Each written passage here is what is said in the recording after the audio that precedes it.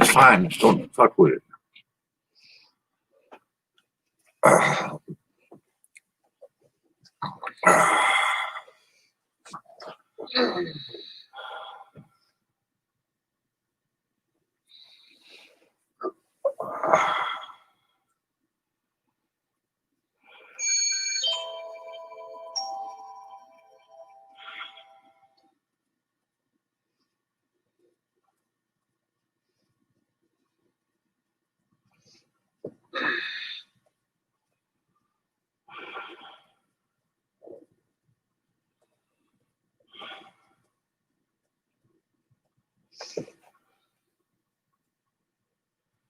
Anybody in there? One person.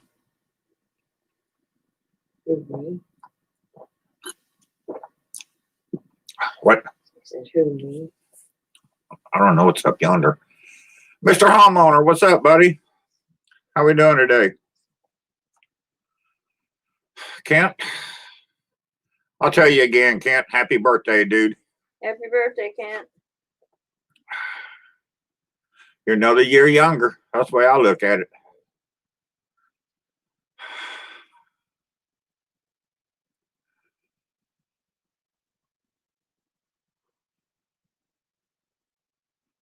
That's cool, man. Ours is pending. It says we'll get it on the 4th. But Terry already owns a 9mm, and I don't think she's gonna go buy a new one. I got a 280 too. It's a 380. Or 380. Whatever. Canadian Jam, how you doing, buddy? And yeah, I'd a couple of years ago, me and Terry went here in Indiana. They got it's not a concealed carry law. It's a anything carry law. So you got to get a permit, and then you can carry your weapon either out in the open or concealed, either or. It don't matter. But you got to get a permit, and you can get a permit for, I think it's 5 years, and it was like $50. Or you could get a lifetime one for 120, Terry says. So we both just got a lifetime permit, and So don't mess with me. I carry a gun. so I went out and bought me a 380 because I'd always wanted a 380. And then the boy was giving me hell about it, and I was gonna go get Terry a gun, and he kept telling her, he said, "You don't need no little 380. Get you a 9." So we went and got her a 9mm, and then about 3 months later, we went out and bought her a 380. So now she's got 2 handguns, and I got one. Yeah, well, that's because I ran. So, but I just got those to play with. It's not my home defense weapon. Tell me, I trust you. I got a home defense weapon that it's going to be hard to beat. So, anyways, that's what that is. And Kent, or just remember, as old as you get, you're never going to be as old as me, dude. So that's something to look forward to. Nobody's gonna be as old as you. Yeah, I know.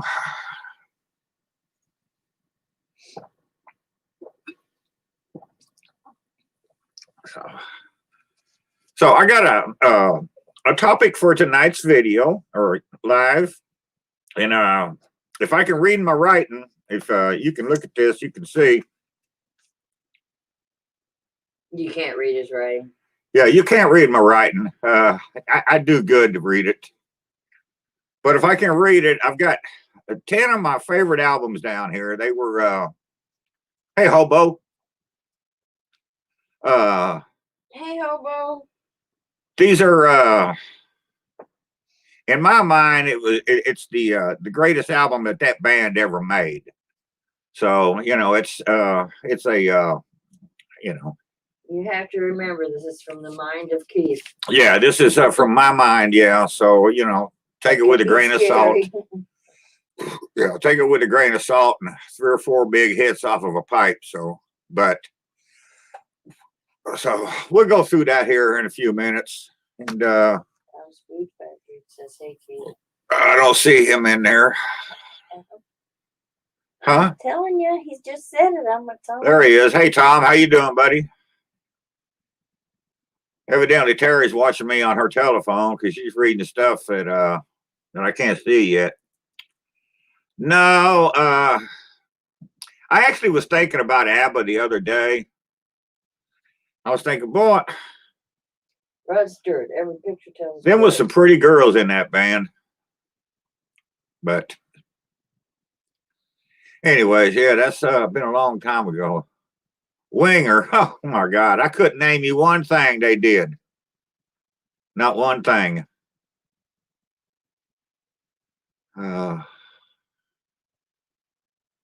Well, you're close, Tom. It does start with an A. It's not ABBA though. But that is the name of the album. It starts with an A, so yeah. Well, Nebraska don't start with an A. do what? I said Nebraska doesn't start with an That's A. not on there. No. So It should be. this was just 10 albums that I thought of just a while ago after I got off watching Camp Live. It's just 10 albums. I've been thinking about this for the last 2 days, and I finally decided to write them down. And they're not in any particular order. They're just 10 that I liked, and so we'll get through that here in a minute. Where's the Josh and Babe at? Oh, it's right over here. Hand me my hat, Terry. Oh, jeez. Yeah. Hi, guys. Hi, Josh. Hi, Babe. Josh, I hope you had a good day at the hospital, and I hope you got a seat in the dining room, because I know the rooms are out of luck out there. So I know they was putting them in the gift shop yesterday, I heard. Hey, George. Yeah, seriously. Hospital's out of room, so they ain't got no room to put. A lot of places are out of room. So yeah. So anyways, Josh, I'm hoping they put you in the dining room anyway. We love you guys too. It's look at it this way: the dining hall would be better than the garage. So I'm just thinking. No, Hobo, never listen to no Arrested Development stuff. I don't know what that is either. And no. Hobo, you got to remember he's old. Yeah. Okay, so we got 16 people here. My little eyeball thingy says. And so before I say that, Josh and Babe, I've been thinking about you all day long today, man, because I know you said you'd go back to the hospital. I think it was today. I don't know. Maybe it's next week. I don't know. But I was thinking about you all day long, hoping you was good. So, all right. In no particular order, I got 10 albums here. Some of my favorites. My first, the group is Wishbone Ash. And I was always a big fan of Wishbone Ash. They had twin lead guitar players in that band. They were just awesome. But their album, I think their best album was an album called Argus. And that's just a lovely little album, man. If you like guitar and like to rock, I mean, that was a lovely little album. Yeah, man. They won a few bands that had twin lead guitar players, and they played right off of one another, man. And I mean, they were crazy good. A lovely little album. Yeah. Oh my God. And another one, this goes way back, a band called Spirit. And they've been in the news the last couple of years over some different copyright issues. The estate of the one dude was suing Led Zeppelin for stealing the song, but Led Zeppelin prevailed. But my favorite album by them was 12 Dreams of Dr. Sardonicus. And yeah, Hobo, they weren't bad at all. They were damn good. They really was. But if you guys listened, if you know who Bob and Tom is on the radio, Tom's favorite Spirit album was 12 Dreams of Dr. Sardonicus. And if you don't believe me, you can send him an email and ask him. He'll tell you that. And of course, I had to have some Waylon on here. What was my favorite Waylon album, Terry? Outlaws. What's the one with him? There's a picture on the front. All of them? No, shut up. Ladies Love Outlaws? Nope, that wasn't The it. one you got. No. My favorite Waylon album was Honky Tonk Heroes. Yeah. That was just and half those songs was written by Billy Joe Shaver. But still, Waylon did them, and it was unreal. Come on, Tom, now settle down. This ain't no House of Horrors. REO Speedwagon. Hey, Nana, what's up? REO Speedwagon. My favorite album by them was REO 2. It was their second album, and I don't think they ever made a better album. That was just unreal. And some of them songs are even appropriate today.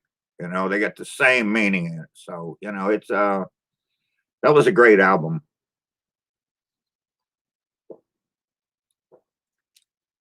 And okay. CCR the Rain. Huh? The Cooking Coffin Babe says CCR the Rain. Oh, well, you're reading stuff before me. Says my dad showed me that song. Oh. I listened to a lot of John Fogerty. I did. I do listen to a lot of John Fogerty. And this year, since the lockdown, him and his family has been doing a lot of stuff online, and we've been watching that. And that's pretty cool. We ain't. Well, I have. And next, let's see, this is number 5, I think. 2, 3, 4, 5. Yeah, number 5. David Bowie. And my favorite album by Bowie was the Ziggy Stardust album. And I just thought that album was amazing. LOL, hobo. I started to put that on here, Josh and Babe. I started to put their that group on here, but I can't never remember which album I liked the best. If it was their first album or their second one. It was either Queen 1 or Queen 2. I go back and forth in there, and I wasn't going to give one band 2 albums. So that's why I didn't have Queen on here. But and actually, their first 2 albums was the only 2 that I liked by Queen. So go figure. I don't even think Babe was born when they made those. Where am I at here? Oh, yes. I can't have a list of music without Neil Young. Yeah, you can. And that would have to be Harvest. His Harvest album was, you know, unreal. Bob Pennington says you mentioned Hendrix yet. Do what? No, you keep reading. No, I haven't mentioned Hendrix. No, he ain't on the list. He didn't make the list today.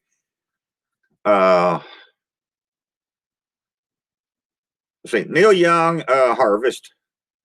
And then we got to throw some Led Zeppelin in there.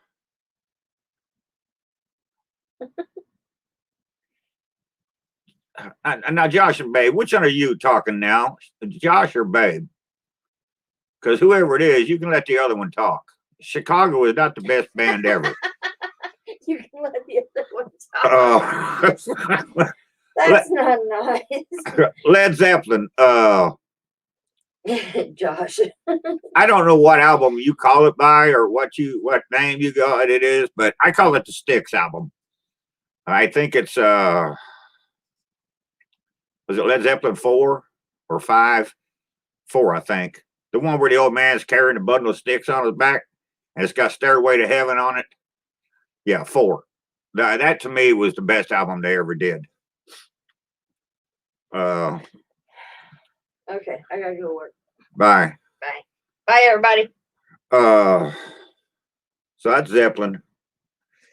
And then you get a lot of arguments with this one, but this is what I like. So Black Sabbath. To me, the best album they ever did was Master of Reality. yes, I think Master of Reality is better than Paranoid. I'm sorry. I'm just but also I was one of the few idiots that really liked Sabbath Bloody Sabbath. I love that album.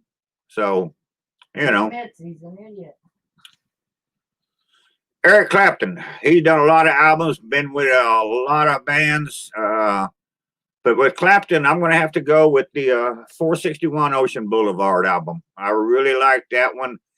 I saw him on tour do that one, and that was great. And then my last one that I got on this list is, it would be in my top 10 albums of all time by anybody. It's a Jackson Browne album, and it's called Late for the Sky. And that album to me was just truly amazing. I really liked that. Do what? No. So anyways, that's just 10 albums that I came up with. Some of my favorite by some of these bands. Clapton's not touring anymore, Tom. He can't hear.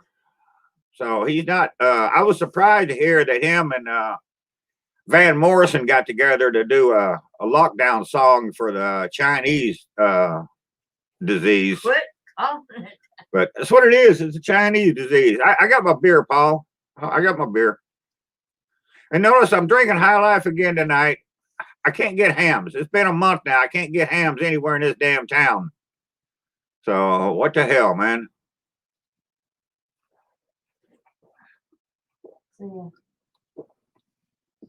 Later. And did not know that, Tom. I get my vaccine in the morning. Yeah, Terry's gonna go get her vaccine for the Chinese disease tomorrow. So we'll see what happens there. I want to know if it's got to be 80 below when they keep that. I wonder how cold it is going in your arm. Can't be any colder than that shit they put in my foot the other day.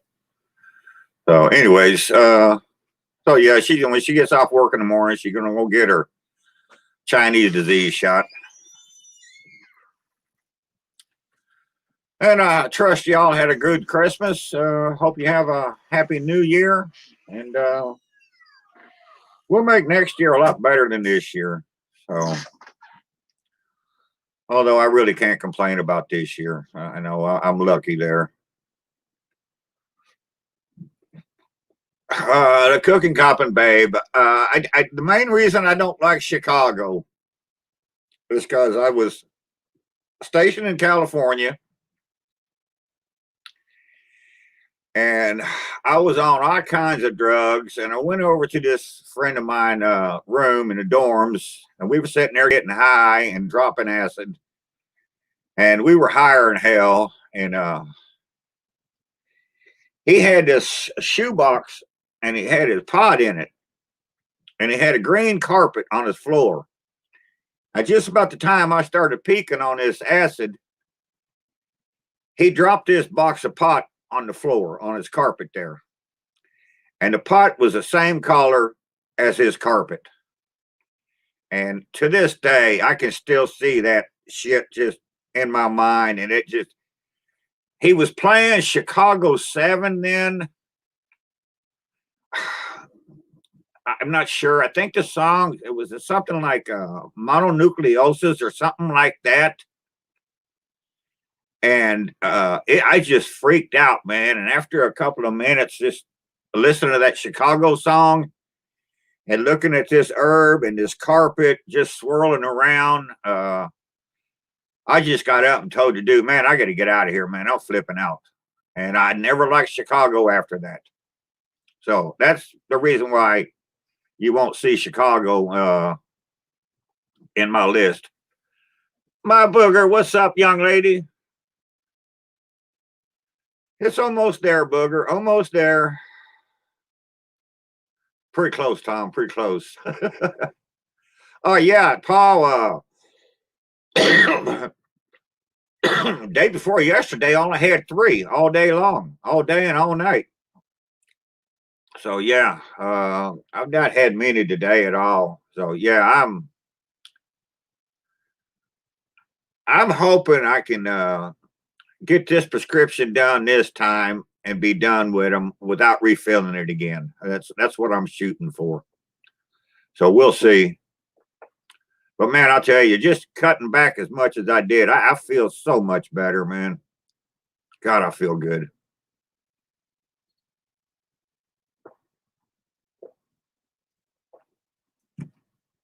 So, Grill Sergeant, what's up, buddy?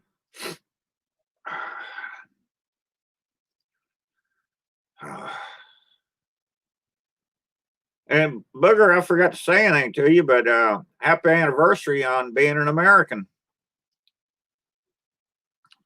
Oh. Yeah, Booger, I said earlier, I haven't been able to get hams in a month here. I don't know what's up with that. We can't get hams here. And so I don't know what's going on. Terry thinks Miller just quit selling it for the holidays so they can make more money selling the Miller.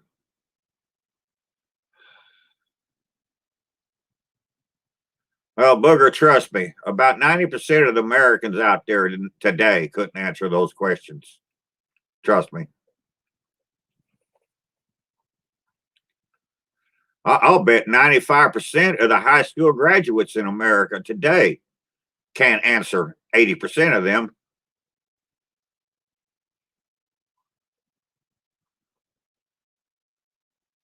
Now, Tom, you're talking to Booger. You ain't talking to AOC. I'm just saying, Booger had to study for this. Of course, it's been a year. She may have forgotten it.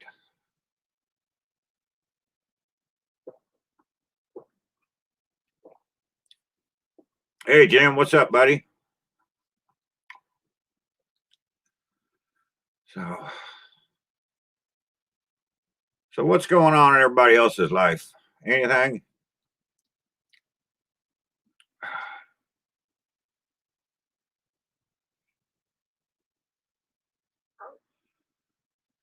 That's cool, Tom.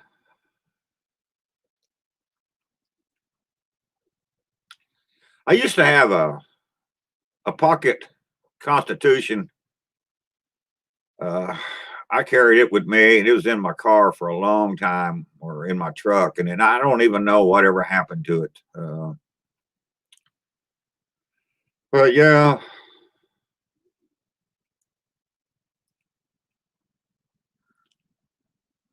my hair, I don't know, it's this long. I don't know. It's well, if I bring it out in front of me, it goes down to my nipple, so it's that long. And no, I can't remember the last time that I got a haircut. It's been, I want to say 8 years. I don't know, maybe longer. Been a while. There's Josh. What's up, man? How you doing, dude? Oh,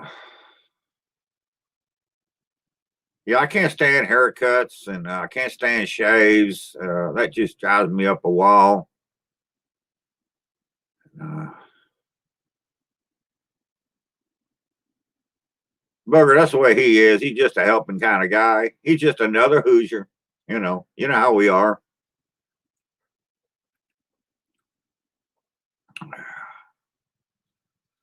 Oh.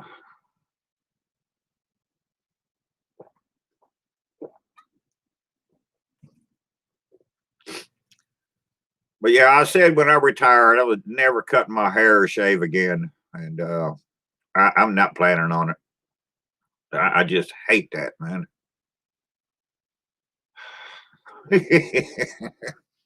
No, thank you, my booger.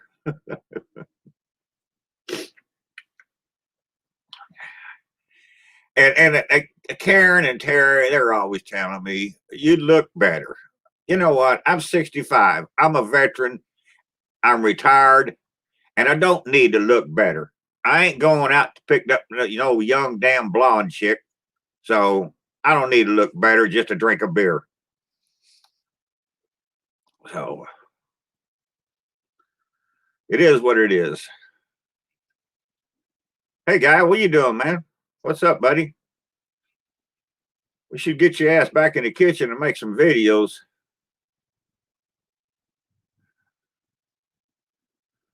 Yeah, it is that, Paul. I do have my memories yet, so we got that. I got my hair now and my beard and my memories, so I'm good.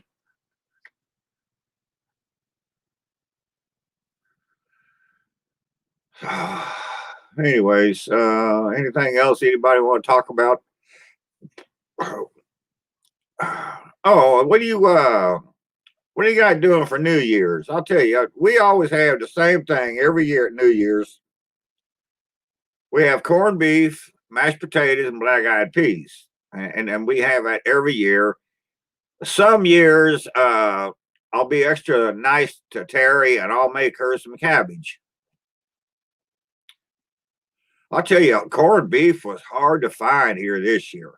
I went to 5 or 6 different stores, and they had no corned beef at all the other day. And I was like, what the hell, man? I was lucky enough to find one yesterday, and all they had was the flat cut, and they were just real small flats. But that's all I could get, so I bought one. And then I was at the store today to get some beer, and I noticed they had they had the what do you call it, the flat and the point. So I picked up a nice point. And I figured, well, I'll go ahead and make Terry some cabbage now, since I got 2 corned beefs. Yeah, Paul, that was sad, him just dying the other day. Of course, we'd all, we knew he was going to die. Hell, he took his leg off, what, 4 years ago, something. But I'll tell you what, I was lucky enough to see him once. He played with West Bruce and Lang then. And he came out and he said, I got some good news and some bad news. Jack Bruce is not playing tonight. He's in the hospital. He's real bad sick. And we were going to cancel this show. And he said, no, you got to go do the show. So he said, I made a few phone calls. And so tonight we got Mitch Ryder playing bass for you. And that was pretty cool. So, yeah.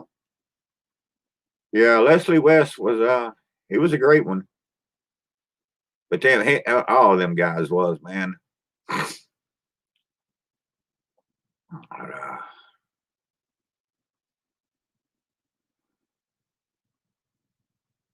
Smoking Joe's Pit Barbecue, thanks for stopping in. Yeah.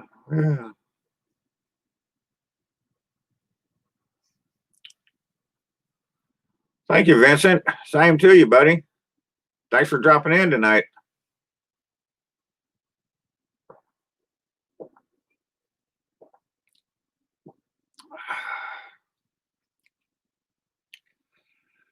Tom, you got to have black-eyed peas on New Year's. That's state law. You got to have those, man.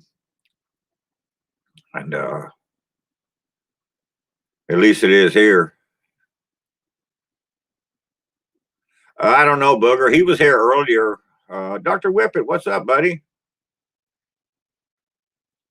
It's High Life. Miller High Life, guy.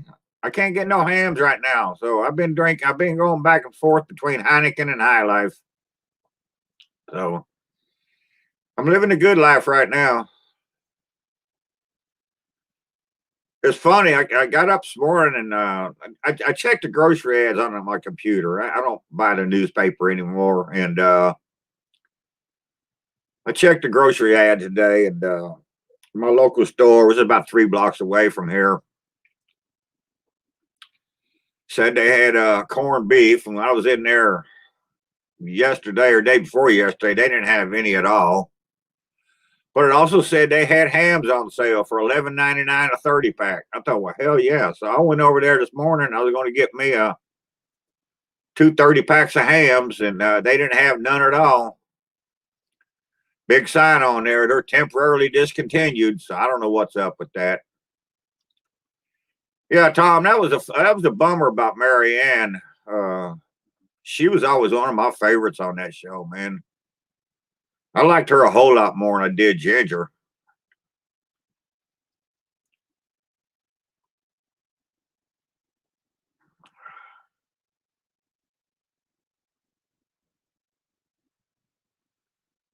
Yeah, Booger. I was never a big fan of that show anyway, so that didn't really bother me. Oh, you know.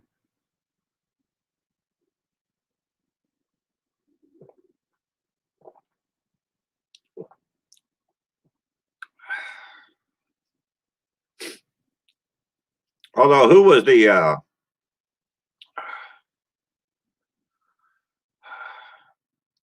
Laverne or Shirley? One of them.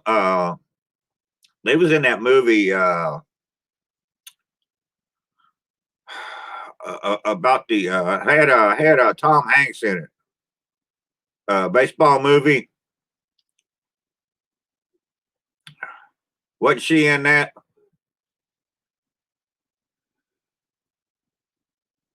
Penny Marshall. Yeah. Wasn't she in that movie? I'm not sure now. Maybe she was yeah, League of Their Own. Maybe she was one of the directors or producers or something like that. Yeah, maybe that's what it was.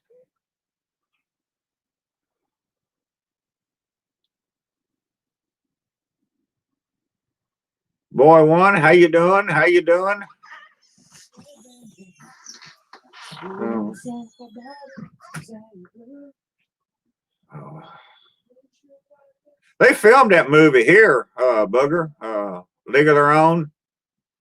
They filmed that here in Evansville, and then up where we used to live, about 50 miles from here, in a town called Huntingburg. And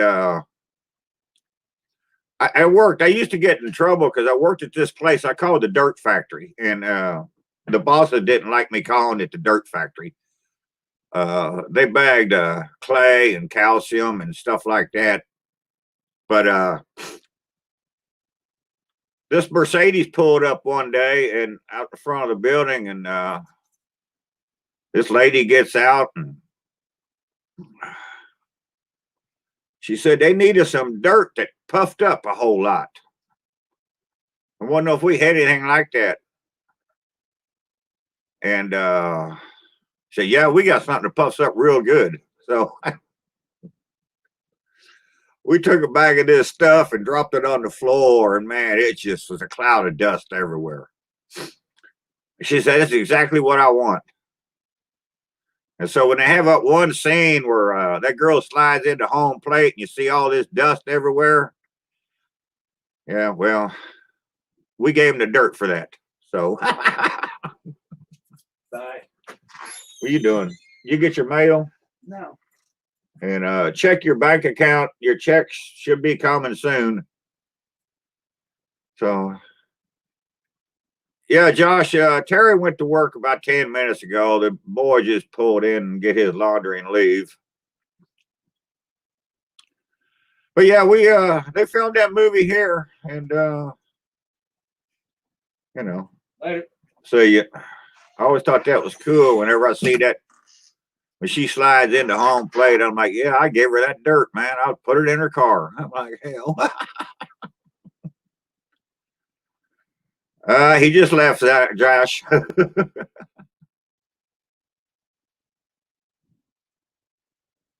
Well, yeah, guy, I sent you my address before. So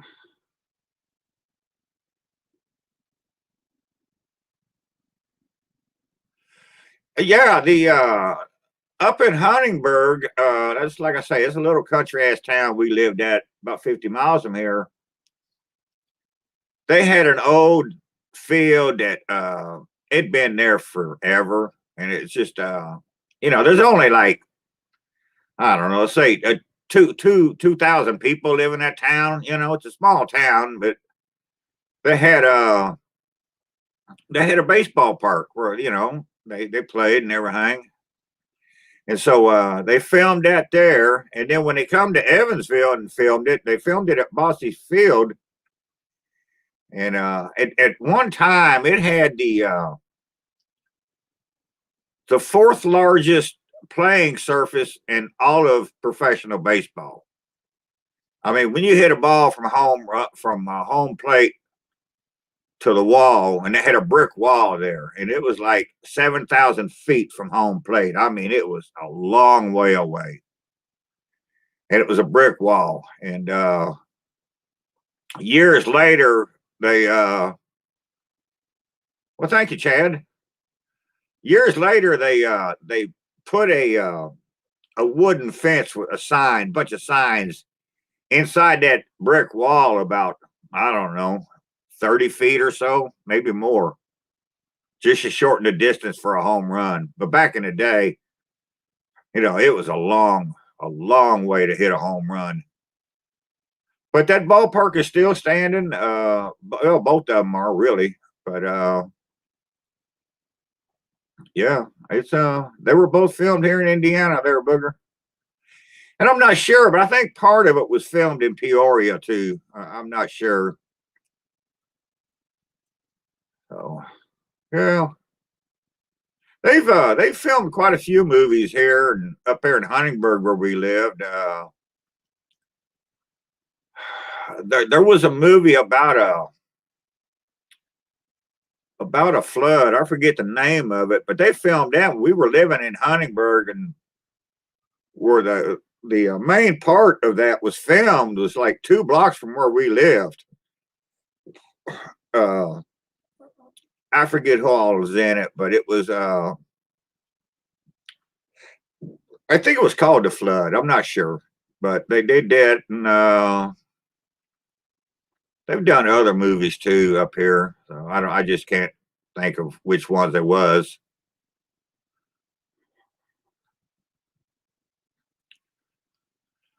Yeah, Josh, I think this was 420, 440, 50 feet, something to center field. It was a long way. I don't know where that was filmed at, Josh. I don't know. But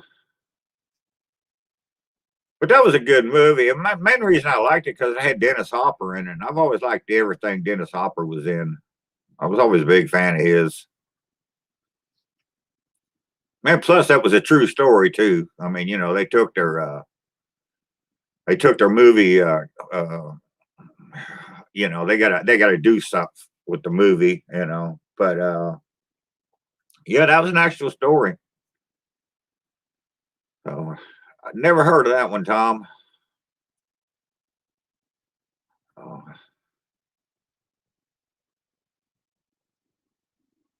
I don't know. I don't know, Josh. I don't know. But they've done. I think there was a movie a few years ago about Jackie Robinson, and I'm pretty sure part of that was filmed here. And, yeah. So, and then one of the,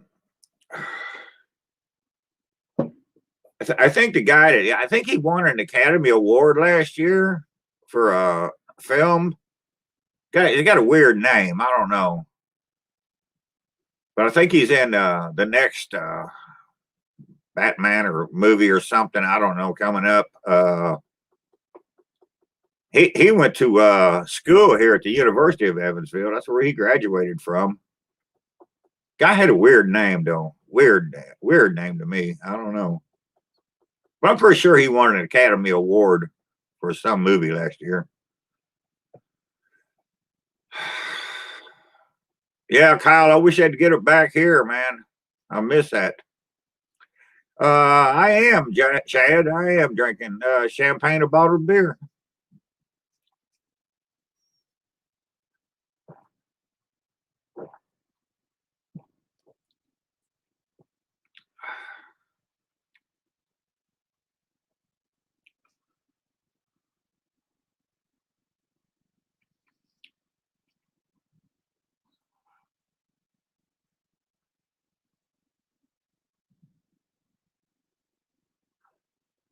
Did not know that, Josh. That's crazy.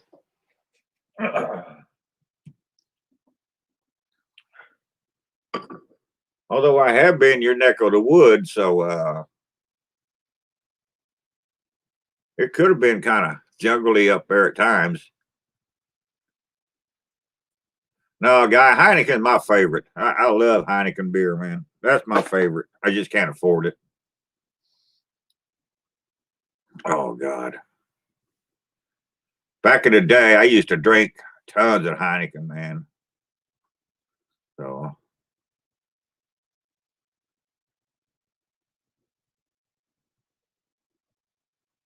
I've never seen 1 minute of that show, Dr. Whippet.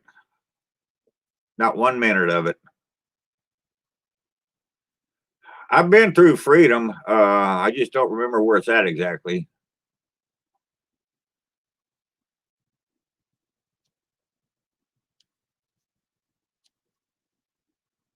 Yeah, the bank says it's pending, Guy. We'll get it on the 4th. I think that's Monday, Terry said. So, yeah, okay, south. Okay, Josh.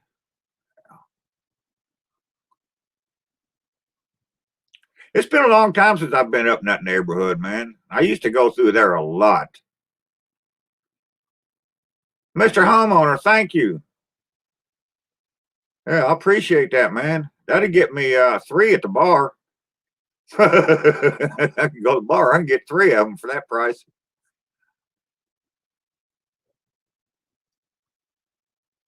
God, Kent, that's a pretty old movie, ain't it?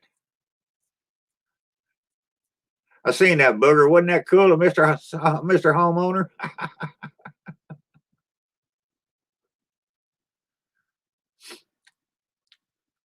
Yeah, now that Josh ain't got no Josh and Babe, they ain't got no ring fund no more. Maybe we can start me a Heineken fund. I do love me some Heineken. But I always did though, man. I liked Heineken and I liked High Life. I've drank High Life my entire life, so so yeah.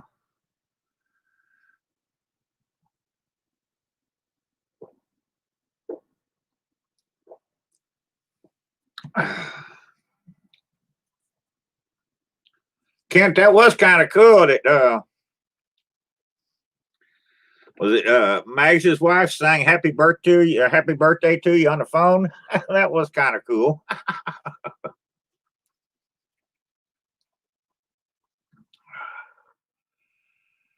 Oh, come on, booger.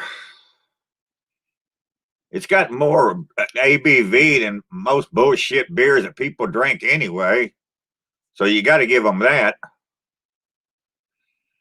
No, Guy, I haven't done no Fireball in a long time. I haven't done any Fireball since Bubba come over here. Bubba Lowbuck come visited me a couple of years ago, and I haven't done any Fireball since then. Yeah, I was like, man, I got wasted that night. Jeffy, what's up, buddy? It makes me stupid too, dude. So yeah, no Fireball. Well, I love that name, Square Table Degenerates Podcast. Man, I love that name. How you been, Jeff? Tell Mrs. Ranch we said hey.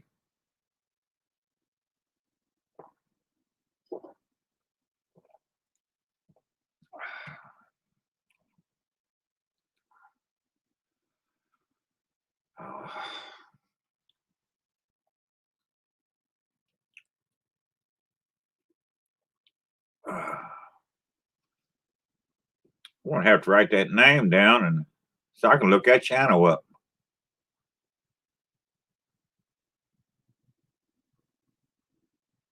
Okay, cool. Yeah. Lep's a funny guy, man. I like him, man.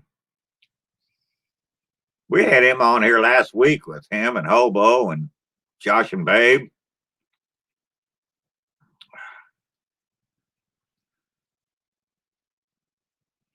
Yeah, I never was one to do shots, guy. I was never a whiskey drinker. I never was. I could do, I could do a shot of Fireball or something, but whiskey I couldn't drink. I never did like it. I was always a beer man. Yeah, he's in there, Booger. It's Tubeless. That's his name now. Damn that. Yeah. He pops in every now and then on my live feeds.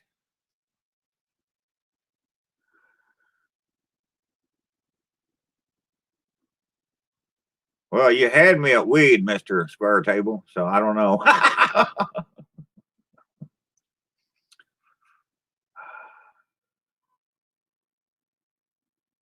Oh yeah, guy. I haven't had gin. My God, I haven't had gin and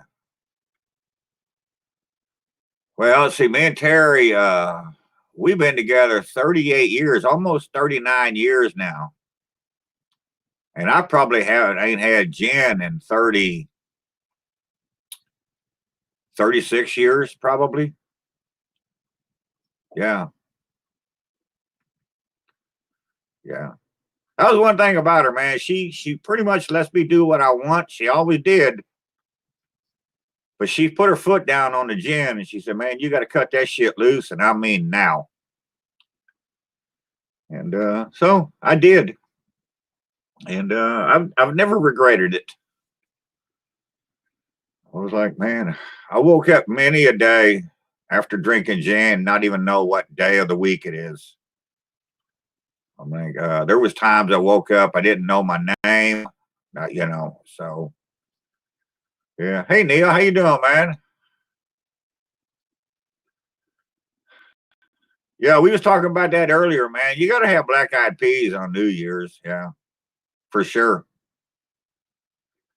So we'll have those and recently I made an order from Camellias for beans because I was out of red beans. So I ordered a bunch from Camellias. I ordered red beans and uh, Great Northern beans, black eyed peas, and something else. But I got my order and I didn't have any black eyed peas. So I called the lady up and I said, what the hell, man? You charged me for my black eyed peas, but I didn't get none. She said, yeah, I know, we're out. What the fuck? She said, well, we're going to credit your account back. And I said, okay, that's cool. So I don't have any camellia beans for New Year's. So I bought me a couple of cans of bush beans and I'll doctor those up. It'll be just as good. Well, not just as good, but you can't get better than camellia beans. Hey, Scotty, how you doing, buddy? Hope you staying warm up there in the Great White North.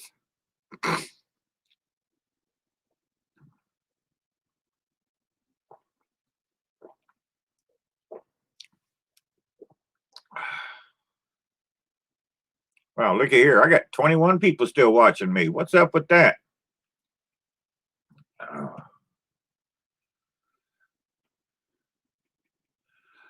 Booger, if I wanted to say the word, I'd say Booger.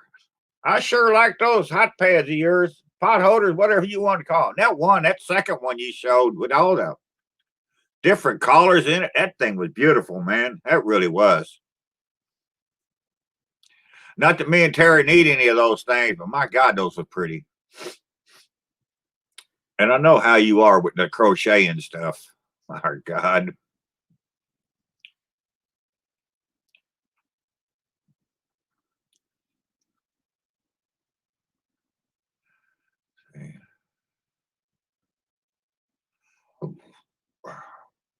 Yeah, Booger, whenever, like, if I'm watching one of your live feeds, or it could be anybody's, and maybe you're in there talking or something,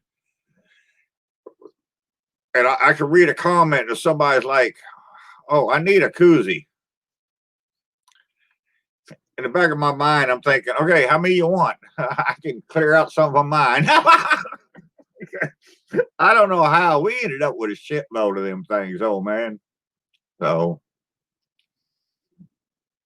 but yeah.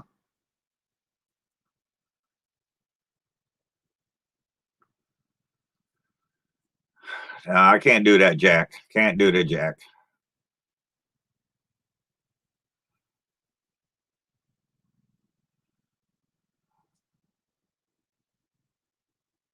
What's up, Tom? How you doing, man?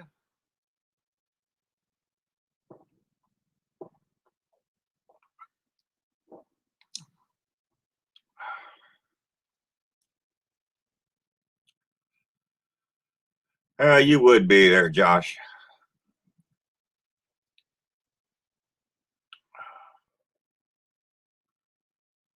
But, yeah.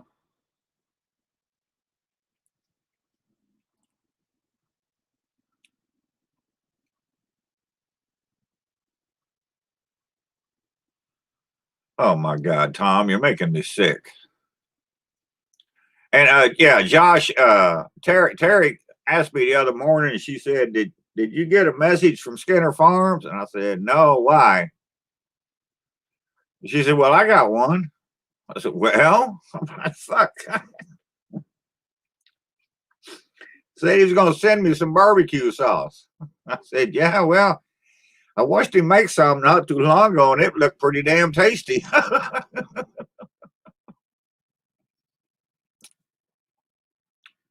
I'm with you, guy. I can't do bratwurst, man. I just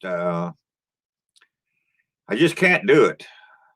No, I never could. Like I said in my last video, I did smoked sausage and kraut, and I'm like, I'm probably the only person of German heritage in southern Indiana that don't like bratwurst. I never did. I don't like bratwurst. I don't like knockwurst. I don't like bockwurst.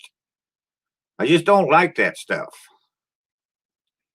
Yeah, Josh, we'll watch it. Looking forward to that.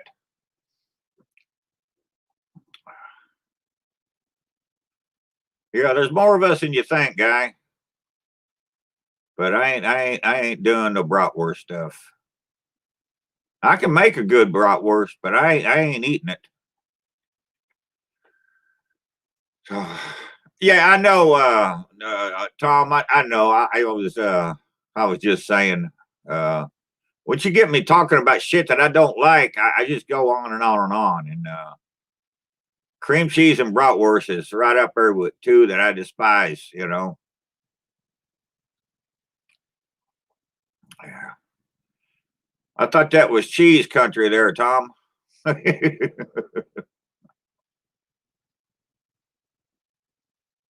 night, my booger. Have a great new year. Thanks for stopping in.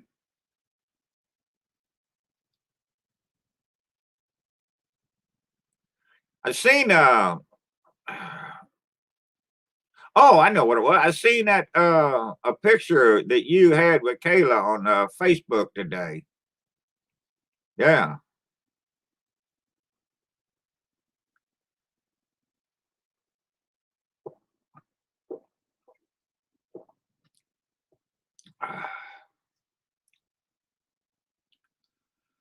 So, anyways, oh,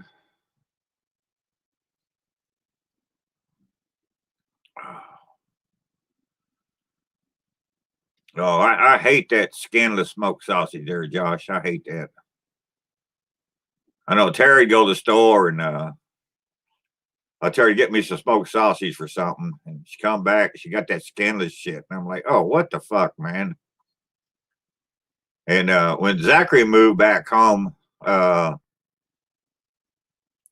he even started bitching at her. Why are you buying this skinless shit? It's fucking garbage.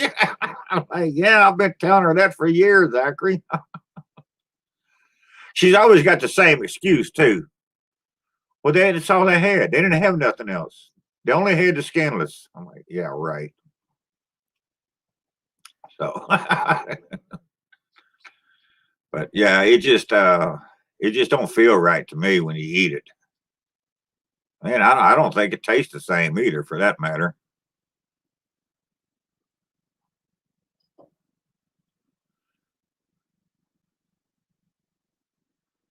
What are you having there, Tom? I hope it's something easy. Yeah, I gotta have that snap. Yeah, Josh, gotta have that snap. Hey, Colin, how you doing, buddy? Oh, yeah.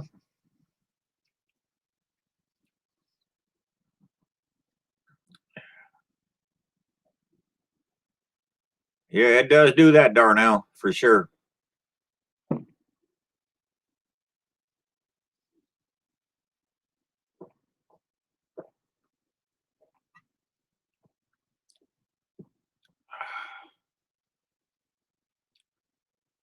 Let's see. What else can we talk about? So we talked about music. We talked about food. We talked about alcohol. Hey, Lawrence, how you doing, buddy?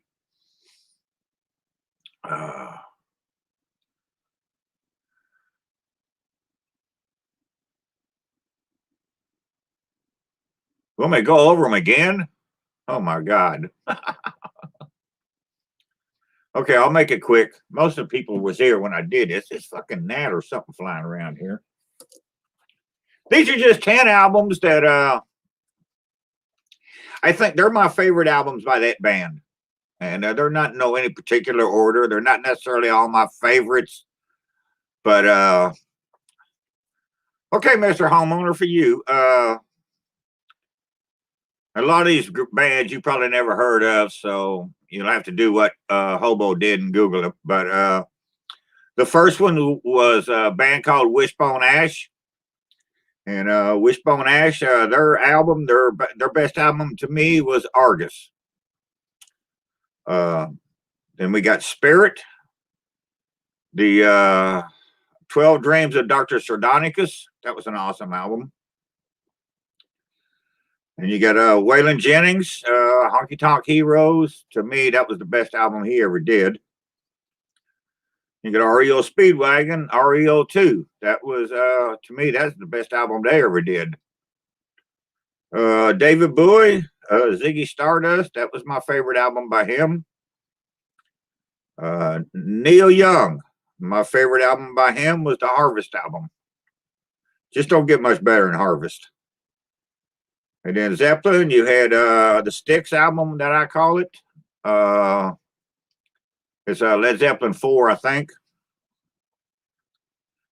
And Black Sabbath was Master of Reality. And yes, not Paranoid. It was Master of Reality. That was my favorite album by Sabbath.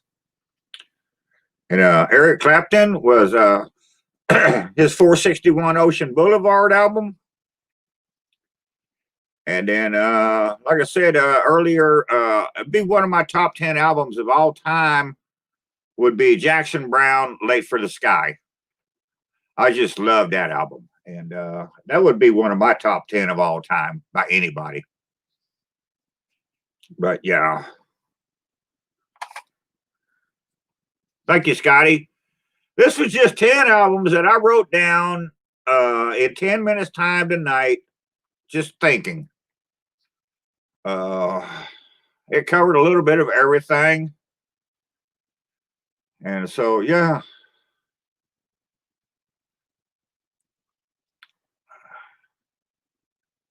Yeah, I had at one time, I had every album that Waylon made from 64 to 76. I seen Waylon, my God, I don't even know how many times. It's funny because I'll tell the story, then I get a beer. My favorite time ever seeing Waylon, he was so coked up, he had no idea what day it was. And he'd be singing a song, the band be playing, and then all of a sudden, Waylon would just go off into another song, completely different song. So then the band had to stop and regroup and figure out where the fuck are we going now. But I had more fun that night. I enjoyed that concert more than any I'd ever seen by him. And man, the next day, that was back in the day when the newspapers wrote articles about all the concerts the next day.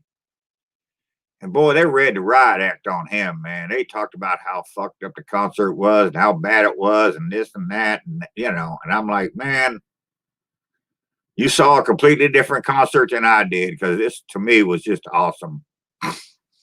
So, you know, but it is what it is. We all have our favorites in life. So those are mine. Oh, yeah. Yes, he did, Scotty. Yes, he did. He gave up his seat on the plane for the Big Bopper. Yeah. The night the music died. Yeah.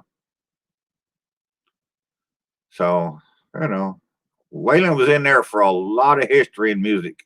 And a lot of music, man. A lot of music.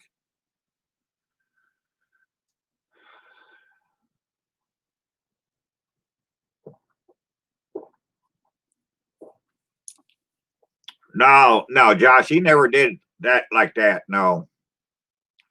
I mean, he was standing on stage and looking at the microphone, and his head would fall down, hit the microphone. I mean, he was fucked up, dude.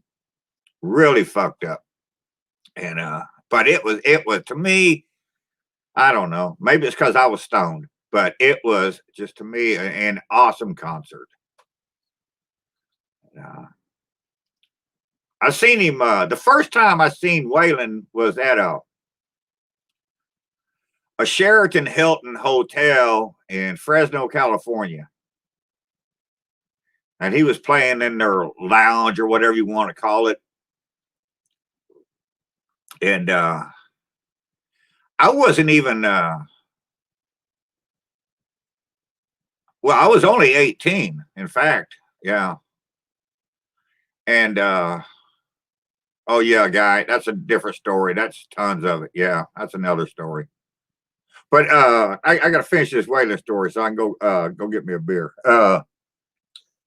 This girl, a waitress, comes up to me and she said, "I know you're not 21, so I'm gonna bring you a Coke and put a cherry in it and make it look like I served you a drink." Fine, whatever. I don't like the fruit, but you know, do what you got to do. So I'm sitting there, and Waylon comes on. He starts playing, and there's this drunk dude that just keeps fucking screaming and heckling Waylon. Man, he's just fucking unreal. He's rude and obnoxious, and he's bothering everybody in the place.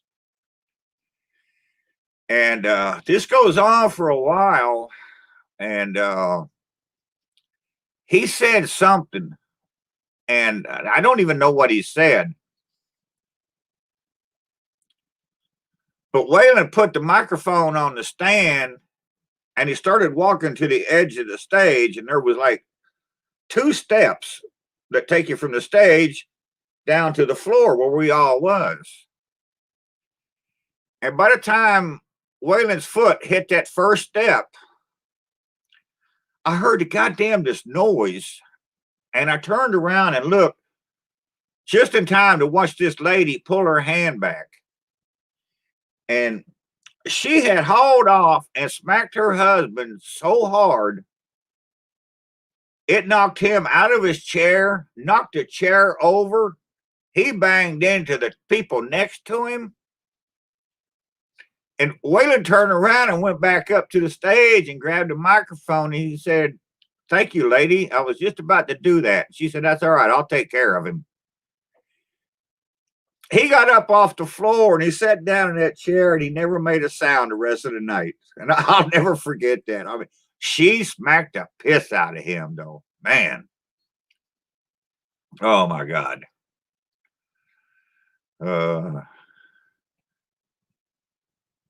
Yeah, Mama's was a great song, man.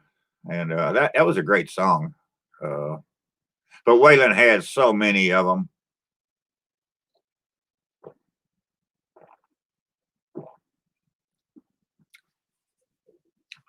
All right, it's beer 30. Be right back.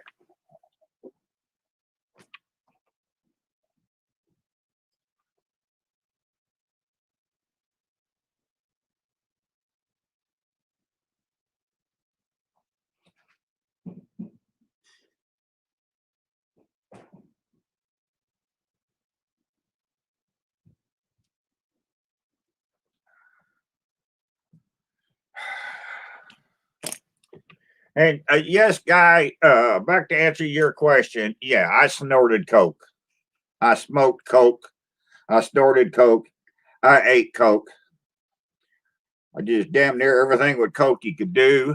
I did so much coke that I went down. I was in the service, and I applied for a remote assignment in Alaska just to get the fuck away from coke.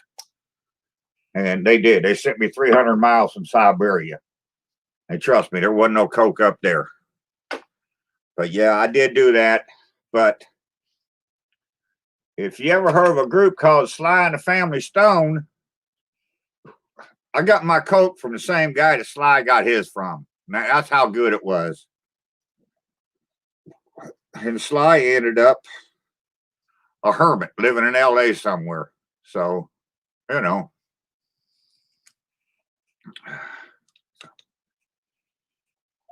Scotty, it's something to do, man. And if you never done it, you know. And the shit nowadays, I wouldn't do it nowadays you couldn't pay me enough to do that shit nowadays. I learned my lesson. Like I say, I did so much of it, I had to get away from it. And I just said, send me to Alaska remote. And I was hoping to get something on the interior, you know, where I could go hunting and fishing, you know.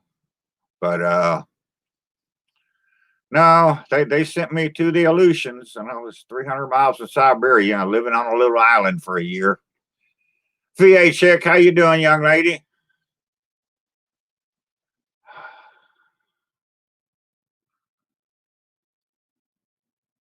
No, Tom, I never had no bad drugs. I've had some that was better than others, but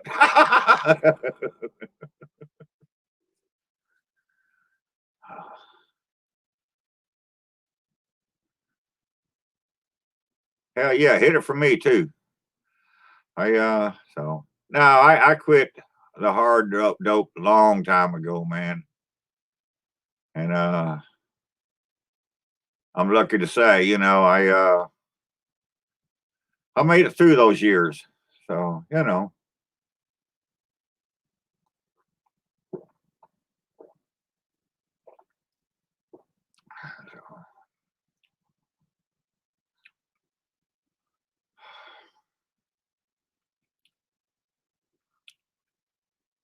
Yeah, Mr. Homeowner, well, it's more like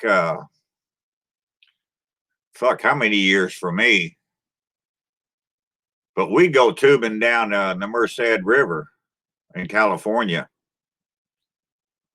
And we'd all have a 6 or 12 beers on our tubes with us. And we always we rode up a bunch of joints, individual joints, so you know, and so we'd smoke them while we're rolling down the water. And then we had say there was 4 of us doing that, so it'd be 4 inner tube. But then you might run out of beer, so we had another inner tube that floated with us, and that carried our extra beer in it. So yeah, Lawrence, that's what I say, man. You know, people say thank you for your service, and you don't have to thank me, man. The military paid me to get high, so that's all I did. So you know, I mean, I'm not ashamed of it. I'm not proud of it, but it was my life. You know, it's what I did. And you know, I'm not afraid to talk about it. You know, I tell people, yeah, this is what I did. And then I know people talk to me all the time about going to the VA hospital and doing this and doing that. I'm like, no, I'm not going to do it. I don't need to go to the VA to get no medical care. I don't need to go to VA to get my glasses. And they're like, why not? And I'm like, because I don't deserve it. Let somebody that deserves it go there and get the care. But you earned that right. You earned that as a benefit for serving. I said, that may be. But right now, on the point of life I'm in, I don't need it. Let somebody else go to the VA that needs it. I don't need it. And I'm not going to go there, take somebody else's spot in line that, yeah, I know, Square Table. And that's what I'm saying. You know, they tell me you should go there and you get free glasses. I don't need free glasses. Terry's got insurance and she's got damn good insurance. So I basically get free glasses anyway. Why do I want to go to the VA, cost the government money, and, possibly take somebody else's, line there, place in line? I don't need to do that. It wasn't like, I joined the military to get free benefits the rest of my life, No. I was never injured. I was never in battle. I didn't retire. And so let somebody else get it, somebody that deserves it. There's a whole lot of injured vets out there that need to care a lot more than I do. So, and now I'm not saying it may come a time when I'm 98 and don't have any insurance, Terry's dead, and I'm an old decrepit fucking man with nothing but memories. I may have to use the VA then. But 38 and I'm only 65. That's a lot of fucking years from now. So no, I don't need it. No, I ain't doing it. So, well, I appreciate you guys thinking that way. That's just I have this argument with Terry and Karen and some friends that we run around with. They're all the time telling me to go to the VA. I'm like, no, fuck that. I don't need the VA now. So, well, yeah, John, I am that.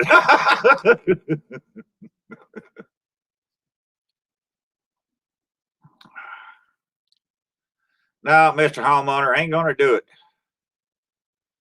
Not going to do it.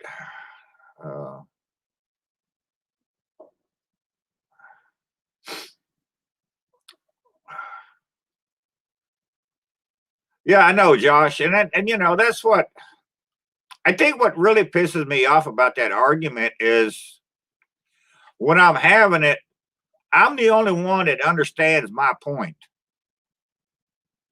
I was the one that was in the service, not them. So why are they trying to tell me, what to do with it? And I'm like, no, it's my benefit, my right, not yours. Shut the fuck up. I don't want it. So that's just the way it is. A brave new world. Yeah. Don't eat the yellow snow. I hear you.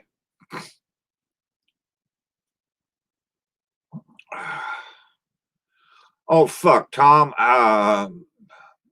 Somebody got to have to tell me how to do this. Wait a minute. Let me see if I can remember how to do this. I only did this once, and Hobo was here to help me. Where am I at here? Nope, that ain't it. Oh, here. Let me try this.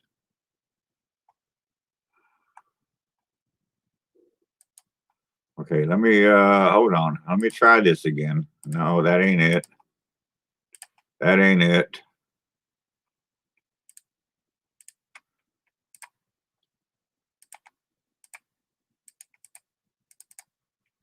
Oh God. All right, I'm just go here.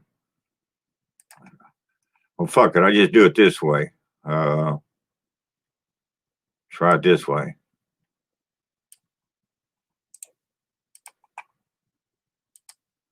put it this way, and if it works, whoever wants to jump in here can. If not, somebody can tell me how to do it.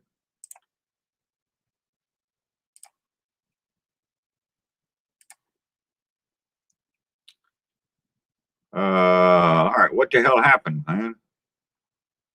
I put it in the thingy and now it left. Try that again. I did this last week and it worked.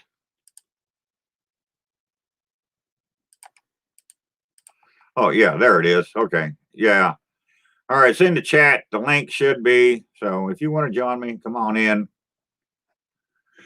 Yeah, I see it now, Scotty. I don't know. It's me and electronics. You know, that don't work.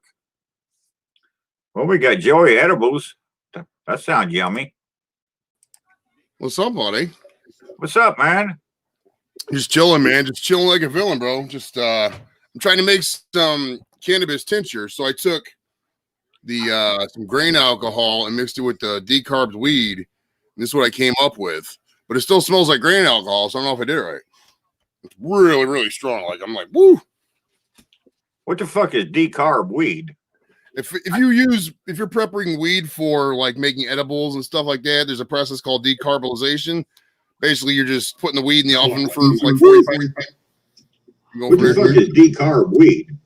If you're prepping weed for That's a good question. Stuff like that, there's a process called decarbonization. Basically, you're just putting the weed in the oven for like 45 minutes. Turn your volume What the hell is decarb weed?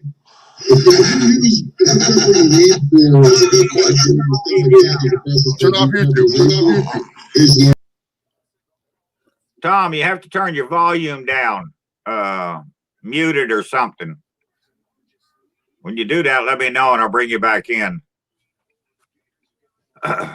So yeah, I'd never made no edibles other than crunching up herb and putting it in brownie mix. So okay.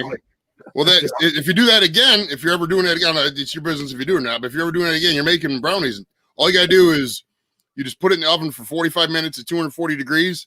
Then you simmer it on low heat with the butter for another 45 minutes, and then you can just use it like regular butter, which is strain out the weed. That's how any edibles are really made.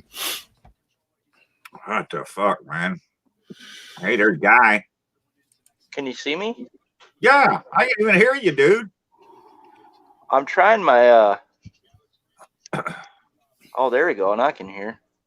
Yeah, you there? I never done this before. I'm still learning, man. So This is cool. I'm surprised I actually managed to do this today to where I can get people on here. StreamYard's pretty cool, man. I use it for my channel. It's I upgraded to the premium service because there's so many awesome features you can use on it. Really? Oh yeah. Tom, did you use your stuff yet?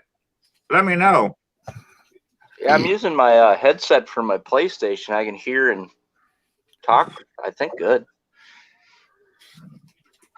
Okay. All right. Tom left. Yeah. Oh yeah, Joey Edibles. I never seen your channel before, man. It's the Square Table Degenerates podcast. It's basically it started in May of last year, May of 19, it's still 2020, but May of 19 it started. It was just me and three other guys sitting in my garage just talking, doing excuse me. I cough a lot. I smoke a lot of weed. Fire up another one. I probably will here in a second. I got the whole arsenal ready for me. But yeah, so it was just start off as just like a Wayne's World from my garage type thing where we were just bullshitting every Friday. And once the virus smacked us in like what was that, March or April, we had to figure out a way to do it, but not, we couldn't meet. So that's when I found StreamYard. And just from the second we got it, man, it just took off. I was randomly just bored and I saw William Hung was online. You remember William Hung from American Idol? She bang, that guy.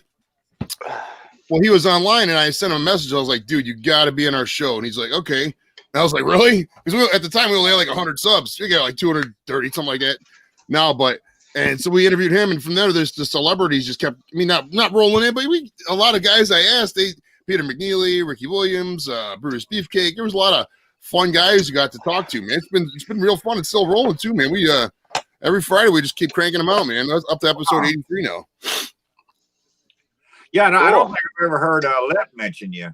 So Oh yeah, I did an episode. I did one. I've been to his house several times, but I think we did one or two different feeds from his house, or feed like streams and shit.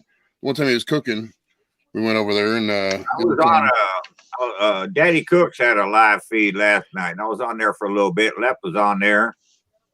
And then last week when I went live, I think it was last week, Lep was on with me, and Hobo was there, and they were on there quite a while. Oh yeah, Hobo and Lep were both on my show on Friday. Hobo's a fucking nutcase, man. I love Hobo. That's my dude. I love him. His hair looks like it's like he dyed it, like it's blonde, like Slim Shady in 1999 or so, but it's just gray. It's like Yeah. the way he has his lighting set up in his area, it's just gray. It looks like it's blonde though. Yeah. So what's going on with you, guy?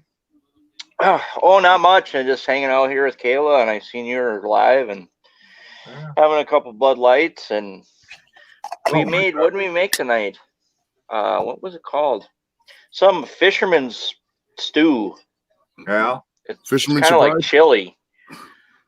Really? It's got beans in it, potatoes, tomatoes, basically like chili without the chili. Oh, here, shipwreck stew. Okay.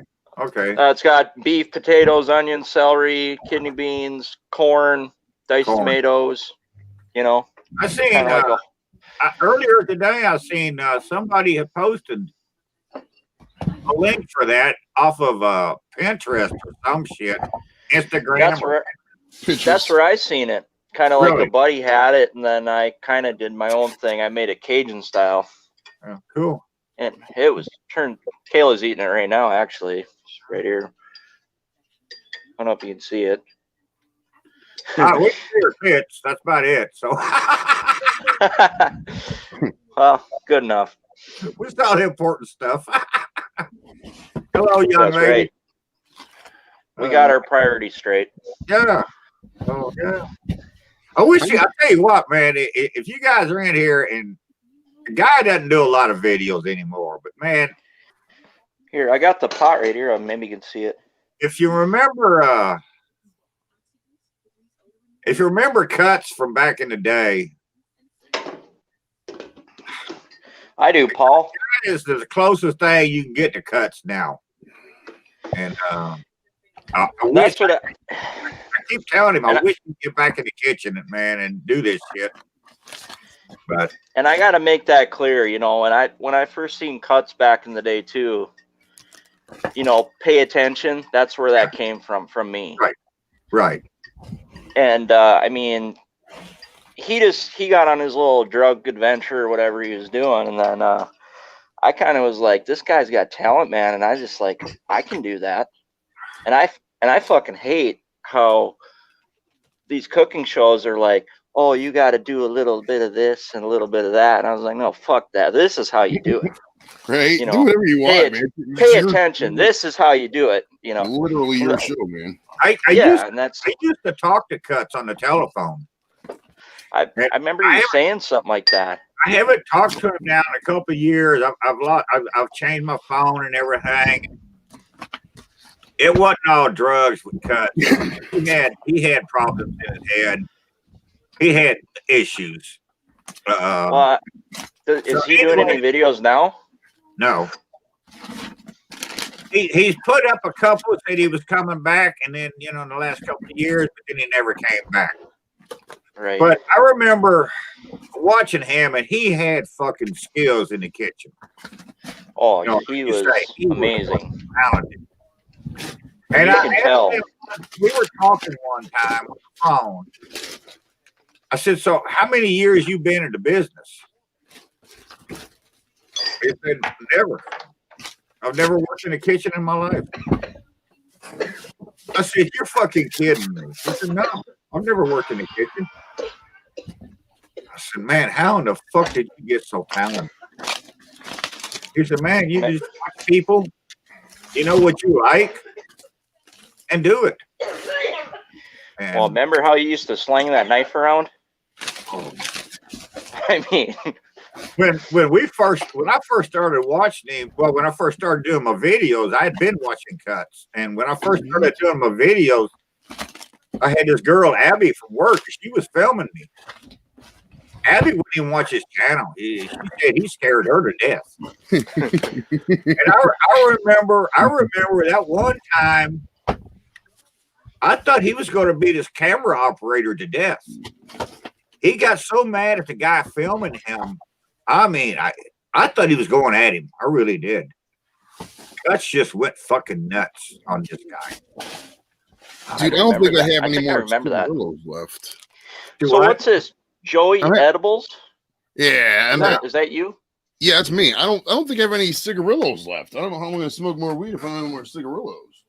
Well, you get a zigzag and roll one up. Or you can take a beer can and make you an old pipe like we do in the back in the day. Yeah, I could. I can just go to the store a lot easier. The way I look at things, if you can go to the store and get something, it's a lot easier than doing it yourself, especially if you got the money for it. Like some people, if you talk to some of these old guys, they're like, "Oh man, you got to change your own oil. You got to do that." Man, fuck that shit. I'm gonna change my own oil. It's gonna take me half the day. I'm gonna get all dirty and shit. It's built into the package, man. They'll do it for free at the Kia dealership. Why the fuck am I gonna have the oil? You know what I mean? I'm gonna waste my time with that.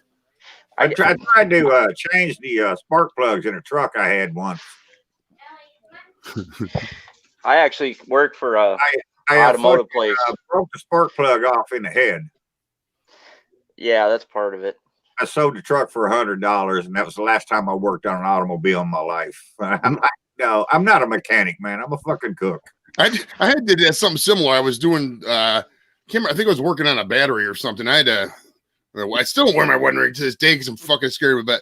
I was like doing a ratchet, or whatever. I was doing something with the battery and something got caught and I got the electric charge and I fucking burnt my finger to crisp it sucked, dude. I still got paranoia about going on the battery now.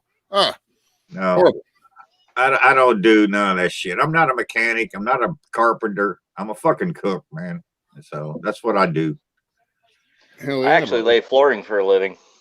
Oh, nice. That's hard on you. Yeah, but I tell you what, Keith, I've been doing it my whole life. I've worn knee pads since day one, and my knees are pretty good. When we lived in Indianapolis, I worked for a furniture company up there. It was a business furniture company, and Indianapolis went through a major airport renovation. They built a whole new wing, everything. It was a big deal. And our company, we had furniture, but then we also had carpet and stuff. Yeah, that's like a lot of places I sub through are carpet furniture stores. I had to deliver all the carpet for this new airport terminal. Oh boy. It took us 2 weeks just to deliver the carpet. That's how much they got. Mm-hmm. And it was one of them, what they call a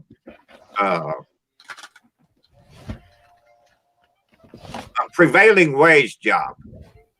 That's why it took you 2 weeks. They couldn't pay us what we normally pay. They had to pay what the government said they had to pay us, which was quite a bit more. I had a buddy like that. He used to do like striped parking lots or some shit. Like every time they did a regular lot, it was like $9. But if they got a government lot, like you were talking about, it was like $20 or some shit, whatever the fuck it was. We delivered all this carpet, and it all got laid. And then the head dude from the airport, he came in to look at it.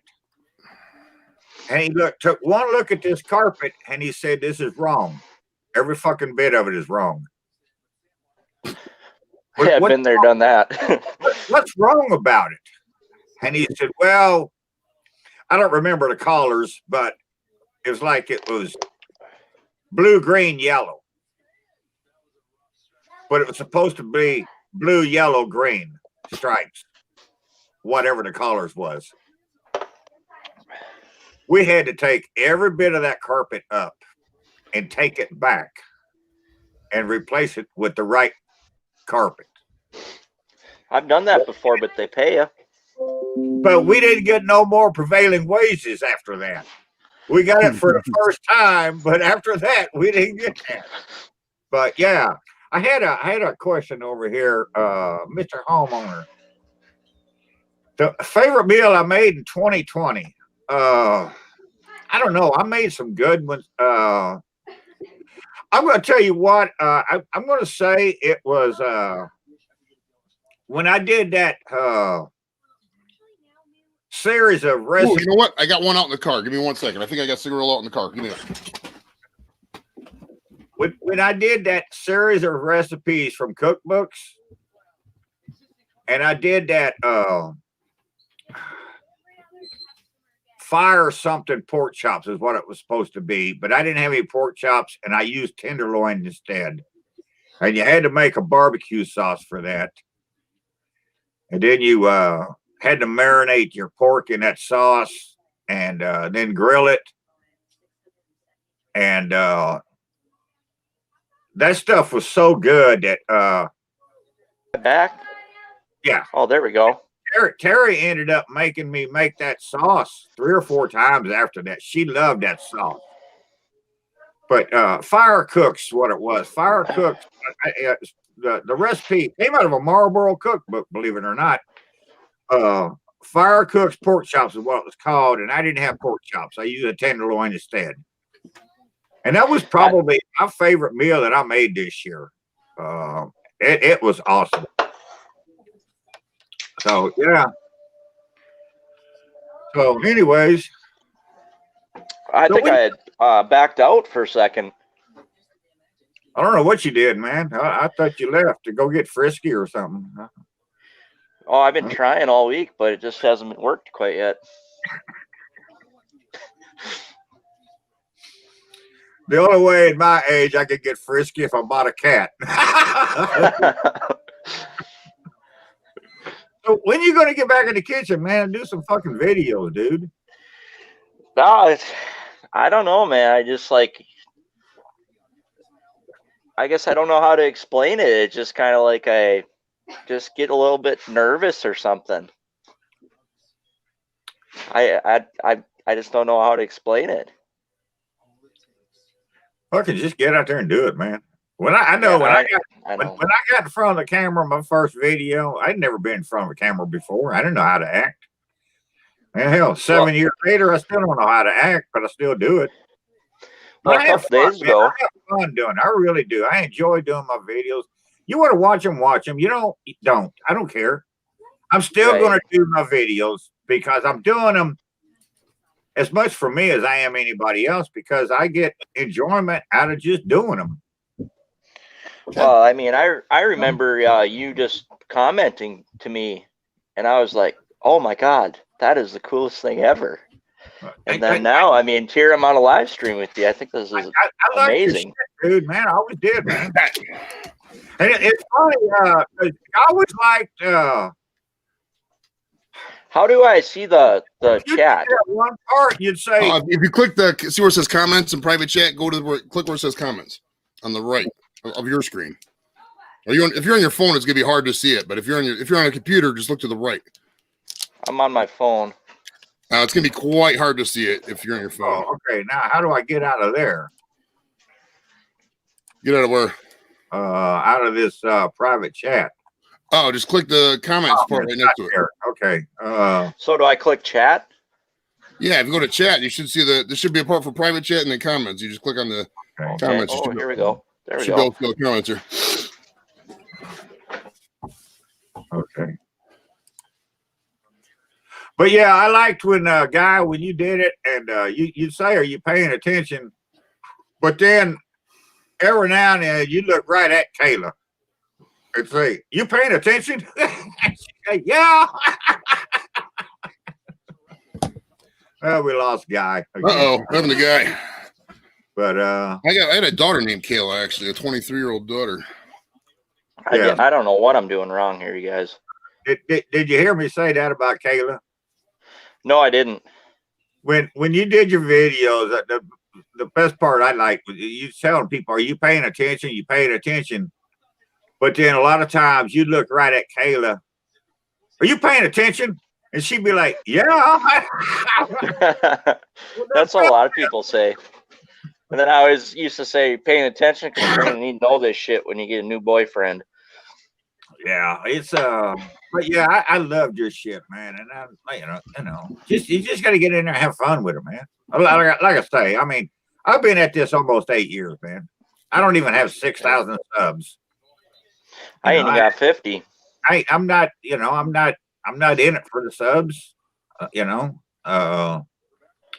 It took me 5 years before I got a check from GooTube. What do you get paid? I got a check for GooTube after 5 years for $143. I mean, go figure. That's Heineken money. Huh? That's Heineken money, right? But if you think about it, damn sure ain't gonna buy the food that I made.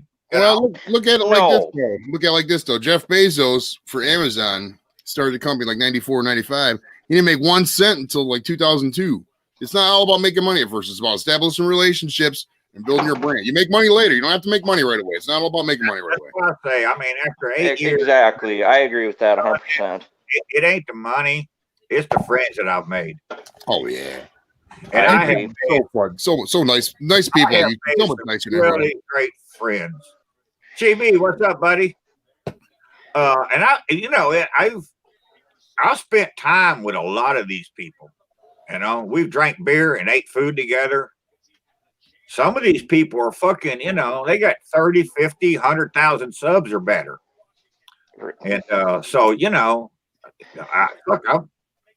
they're my friends, Sure, I would love if there was a way to just buy subs, people could do it, but you can't do it. You have to actually pretty much every single sub I've gotten, I've had, hey man, sub to my channel, please. Not please, but because on the show itself, I don't really like to drown it out with every 5 seconds, please like and subscribe, yay, and look like a typical dork YouTuber. I want to fucking grow organically. So it's a lot more of a offline hustle than it needs to be. But it is what it is. You just gotta tell people when you can, hey man, do me a solid and sub to my channel and fucking keep rolling.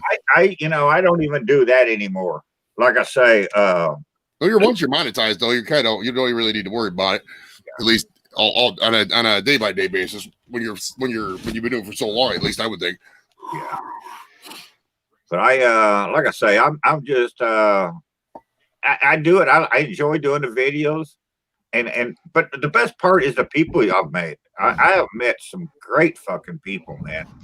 Okay, I'm kind of figuring out how to read these comments now on my phone. Yeah, I do have a channel, you guys. Just click my name and I can't even call you on my phone, so there. I ain't that fucking smart. Forget how to use a phone app on your phone, huh? No, I don't do good with electronics and of any kind. I don't either. And so I don't. My telephone.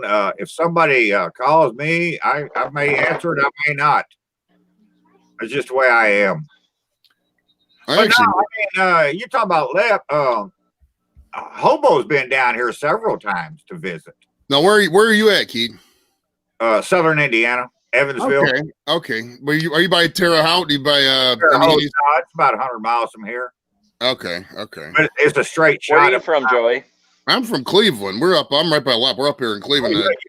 Lep, yeah. Oh yeah. I've been through the area once. You like you said you're in Southern Indiana. Are you like a kind of rural area? Oh, like Evansville. Is Cleveland in Indiana too? No, Cleveland's in Ohio. I'm right in the next state over. Oh, okay. I had a I'm in buddy North Dakota. Oh, okay, way out in the middle of nowhere. I never actually been in North Dakota. I got to show you guys something. How much snow you got outside? Nice. Can you guys see that? I wonder how much we were that guy you was in Dakotas? North Dakota, yeah. North Dakota. He's the home of Travis Hafner, North Dakota. You know the movie Fargo, right?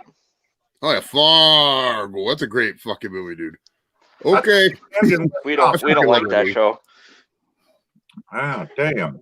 It's been a while since I've seen the show, but the movies is the classic movie. The you know what I'm talking about. The accents are so overdone, it's ridiculous, but it's so fucking the plot is so ridiculous, it's so funny. I love it. I can watch it way fucking hard. It is what it is. They kind of oh, don't you know, a little bit too much. Right. Oh yeah, nobody talks like that. And then it's actually filmed in Minnesota. And then I think the new one was filmed in Minnesota too, or the newest one is filmed in Minnesota. So it's kind okay, of Margie. Don't you Brand know, new Margie? world. This is true. Yeah, that's true. With if you all remember the Roseanne show, Oh yeah. they lived here in well, their house was filmed here in Evansville. And also when they went to the bar, I forget the name of the fucking bar, but that was an actual place here in town that they went to. And yeah.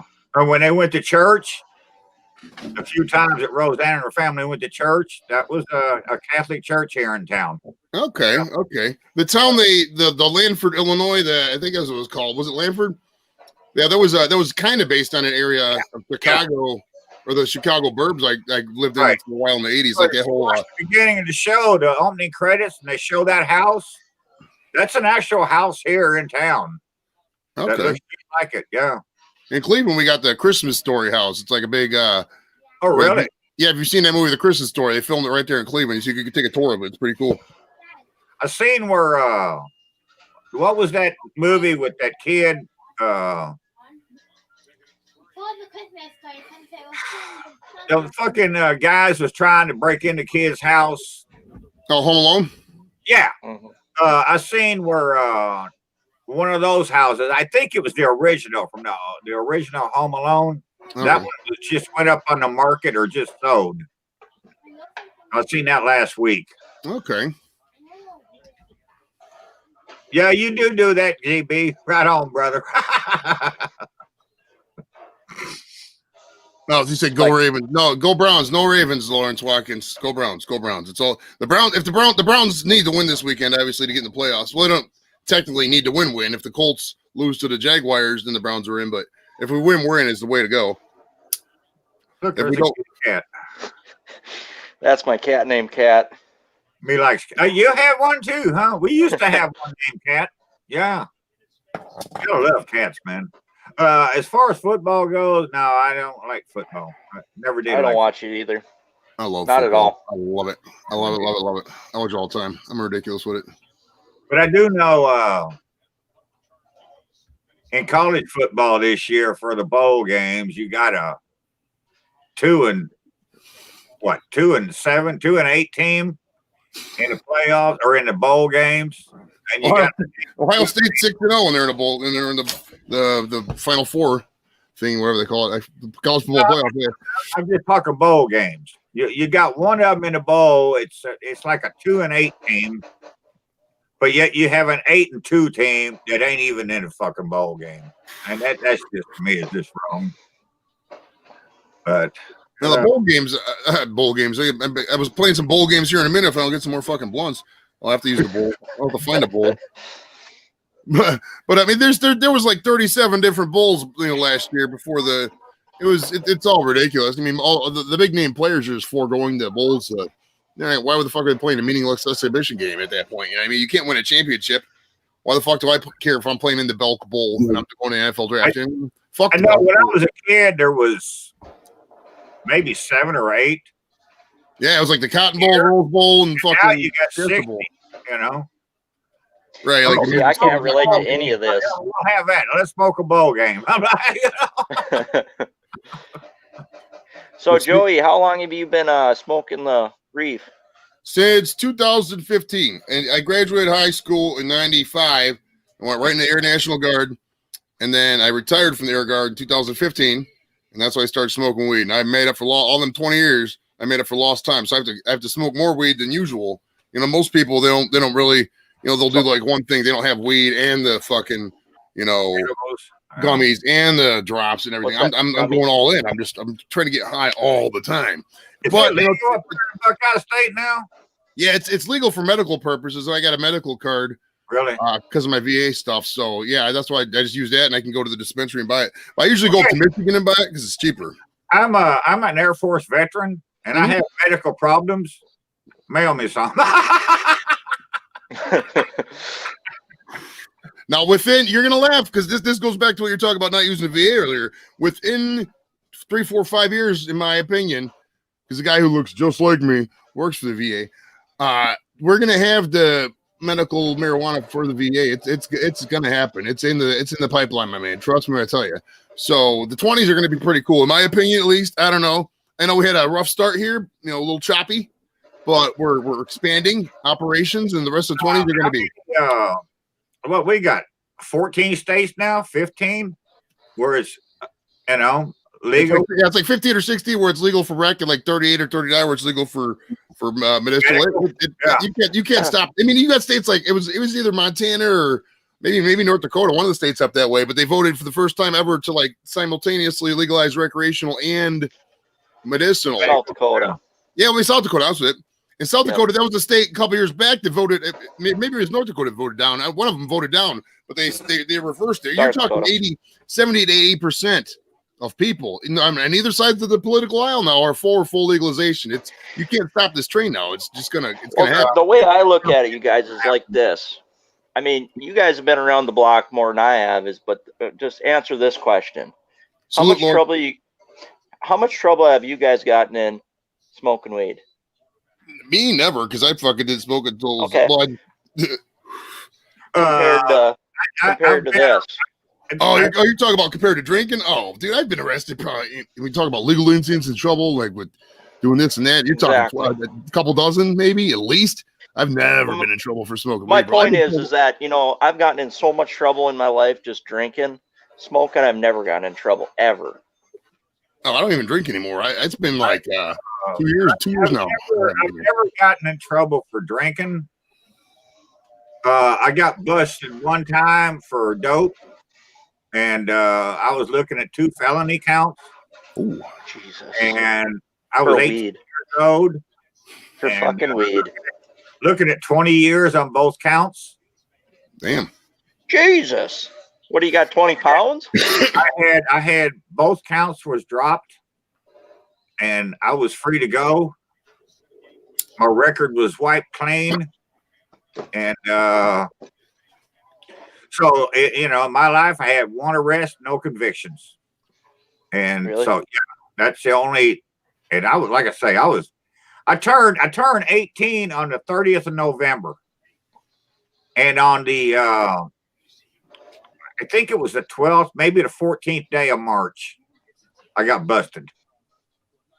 And they had me on possession of marijuana and cocaine. And I was in California. In them days, they were both felony counts. I had less than a quarter ounce of herb. They busted me with cocaine that I didn't have. And I'm like, did they check your nose?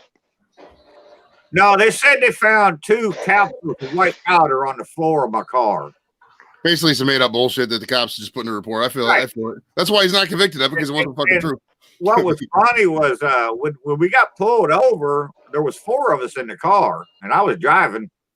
You guys, I got to pee so bad, I got to go for a minute. Oh, knock it out, dude. Get out, man. The cop pulled up. He had us all 4 standing at the back of the fucking car, and then this county road worker come driving by. And you got a big old dump truck, whatever, He stops and gets out and talks to the cop for a minute, and then this county guy, he's just a road worker. He starts searching my car. And all of a sudden he comes out of the car and he's got, I found a seed. He's like, man, what the fuck? So I kept my herb in a fucking film canister, then a 35 millimeter film canister. And they got that, and this was some really good fucking herb I'd gotten that day. And the cop really pissed me off. He opened it up and he poured it out on the car hood. Looks like some low grade alfalfa to me. Oh, so he was dogging your shit then. So at insult to injury, he was making fun of your fucking stash. Yeah, I was like, what an asshole. But they take us to jail and they booked 3 of them, and then I was the last one to get booked. And this cop walks up and he says, drop the dangerous drugs charges on everybody else and stick them with this dude. Oh, jeez. And I'm like, wait a minute, dude. What dangerous drugs? I didn't have no fucking dangerous drugs. And I knew the one guy in the car, he had a bunch of shit in his billfold. You know, a bunch of different powders in his billfold. Like, so you're not going to stick me with his fucking billfold, you know? Right. And the cop says, "Oh, we found 2 capsules of white powder on your floor, and we were running a test. We thought it was cocaine, and it was." And so I ended up. I spent 2.5 days in jail. They gave me a public defender. This public defender walks in. He's got fucking hair twice as long as mine in a ponytail. And I'm like, oh my God, for a fucking lawyer. So we go to court the first time, and this judge is telling guys, now this was back in the mid-'70s in California. First offense, drunk driving, $350, lost a license for 6 months. Wow. Second offense of drunk driving, that's $1,000, lost a license for a year. Third offense of drunk driving, that's a $2,500 fine, loss of license for life. He ain't even got to the dope cases yet. This is just for drunk drivers. And I'm like, my God, when he gets to me, he's just going to shoot me. Firing squad. So we get up there, it's my turn, and Fucking Keith. the cop said, or the judge says, so you've been charged with this and this, and 2 counts. They have 2 counts. How do you plead? I said, well, it was my herb, cherry guy. I said, it was my herb. I told the cop it was mine. I fessed up to it. But I didn't have no fucking coke. And the judge says, well, you've been charged with it. It's up to you to prove your innocence. So right away in the back of my mind, I'm thinking, wait a minute. That ain't what Perry Mason told me. He told me I was innocent until proven guilty. How come I got to prove myself innocent? So my lawyer takes me back in this little room, and he says, okay, we can do this 2 different ways. We can go the easy way or the hard way. So, okay, what's the hard way? He said the hard way is we can fight this in court. And when it's all said and done, you'll go free. The judge will lose his license, and they'll be kicked off the bench. The prosecutor, the attorney will be kicked out of the bar. Their arresting officer will lose his badge. But it's going to take you 3 to 4 years to do that. Okay, what's the easy way? And he said, well, the easy way is just ask for a drug diversion plan. And you go to rehab for 6 months. And if you complete that, then they wipe everything clean from your record. He said, but in that 6 months, you can't even get a ticket for jaywalking. You got to be completely clean and have no trouble at all. I'm like, okay, so I go to rehab. And so I had to go to rehab on 2 or 3 times a week. But I was lucky because I could do it on base. And when I go to rehab, the guy that was giving the classes, I got high with. So, we'd get over classes, we'd go back to what does rehab mean? Is that like a rehabilitation addiction? No, they tell I you why understand rehab's pretty a general term there. it's for quitters to begin with. But but yeah, they tell you why you shouldn't do drugs, and they tell you why the evils of narcotics, and they tell you all this brainwashed bullshit. But you had rehab for everything. I mean, alcohol, drugs, you got racial fucking rehab. You got rehab for everything. And like I say, rehab is for quitters. So, well, I mean, rehab is, if we're talking, for some of these drugs, I've seen people go to rehab 20, 30, 40 times. I mean, at what point? Absolutely. Right? I mean, you just fucking admit that what we have there isn't working. I mean, it's fucking stupid, but whatever. That's a 5-hour show on that, man. So anyway, but, rehab and help isn't a bad thing either. I mean, a lot of people need it. I mean, I've been there as far as gambling issues. I'm there now. yeah, But really. there. I mean, yeah, absolutely.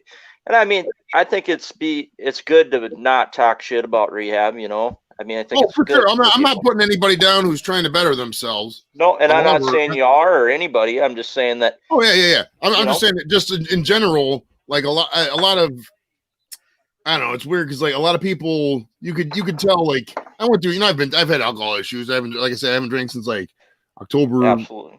18. But back in the day, I was in this program. It was after my second DUI, I think, back in '98, and you could tell there was this outpatient program you had to go, like he was describing, a couple days a week, something like that. And then the one day we're all out there smoking, and the guys were talking about, oh yeah, I drank a beer over in the parking lot. And the other guy was like, oh yeah, I had my wife give me a beer. It's like it was all bullshit. They were just going through the motions. And it's like Right. when you see that, it's like it's hard to, because people will lie and manipulate. With addiction comes manipulation. You're always going to manipulate to get what you want. You're talking about gambling. You might lie to your wife about what you spent money on her.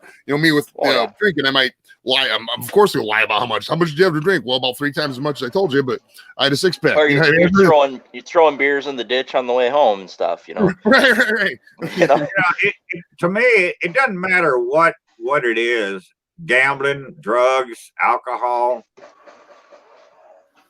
You don't have a problem. You don't have a problem until you admit you have a problem. Yeah, you got to want to quit. The way I see it is this: is that everybody has their shit. Does that make sense? Oh yeah, everybody has their vice, their thing, their weakness, their tragic. It could be food. It could be anything. Yeah. But if you don't admit it to yourself, then you can go through rehab 100 times, and it ain't going to matter. You have to admit it to yourself, and then you have to say, okay, I need help because I can't do it by myself. Well, I'm telling you right now, I'm admitting it. I have a gambling problem. Well, and it's bad, dude. I'll tell you a funny story. Well, not a funny story. Kind of sad in hindsight, I guess. I don't know where the guy is now, but back in the day, I used to work at the VA hospital and in the kitchen. Like we deliver meals to the vets on the different hospital wards. You had like the geriatric ward for the older vets, and then the wards for the vets who are having mental issues and whatnot. And they were on, it's a lockdown ward, so they're looking at spoons. You couldn't have anything sharp, stuff like that. And this one guy was on the phone, and he was calling in like halftime. This is before he had cell phones and internet. You can gamble like that. He was talking to his bookie on the phone. He was calling in like halftime over-unders on college basketball games in November. I was like, my God, dude. Like you can't even take the time out to stop there. And I was like, that is, I mean, I could be wrong. I don't know. I'm just assuming that he had an issue. You know what I mean? But because if you're in a hospital like that and you keep the action, it's a lot of I don't follow enough college basketball to barely even know some of the players. And if you're knowing like the over-under on first halves and stuff like that, that's just a lot. In the thing with gambling though is like you always seem like there's a path. Like you're looking at these games like, all right, the Browns are playing here this week and there's no way they're gonna lose that, and I can do this. And you can always seem like but man, in reality, some of these, the best handicappers are only making like 50%, 55%, whatever it is. So it's let me teach you something. I'll teach you something about gambling, and I'll teach everybody that's listening. This is what happens about gambling. I bet you never won anything huge in your life. Just saying. Right. Whatever. Okay. I went to the casino in a night before with $500 and walked out with $30,000. And I know numbers. I know how to do it. I won a $15,000 jackpot, $7,500, a $4,000. I mean, I've won a lot of money. And what happens is to people like me or anyone is that they go to the casino or they win a scratch off or a pull tab or a fucking whatever, is they hit a big dirty one, as I call them, and they get this thing called the jackpot mentality. And they go, oh, I can do it again. And then they keep playing and playing and playing and playing to get to do what I did that one night, and then that's where I end up. If you watch the guys that play poker on a professional circuit, like the World Series of Poker, and you have your the World Series every year in Vegas, look at how many of those guys that won it all. They got their bracelet. They got their bracelet. They got their stacks of money. They got their fame. Jamie Gold. take any 20 of those guys. How many of them are still out of jail? How many of them still have money? You know, they Absolutely, win, Keith. You're right. they win $1 million tonight, and tomorrow night they go lose twice that much. Hmm. But I won it all once, so I can do it again. It's called the jackpot mentality. I'm serious, It'll you guys. always happen again. Well, I mean, if you think I about mean- it, that same concept though is contributed. Like I've never done cocaine, powder cocaine, or crack cocaine for that matter. Just not just powder cocaine, but they say when you first do something like that, there's an immense high. You just really love the drug, and then Yes. the rest of those times you're doing that, you're chasing that first time you do it. You know what I mean? Like you Right. want to get just as high as that first time. Drinking's not really like that, and weed's not really like that. So I really can't relate.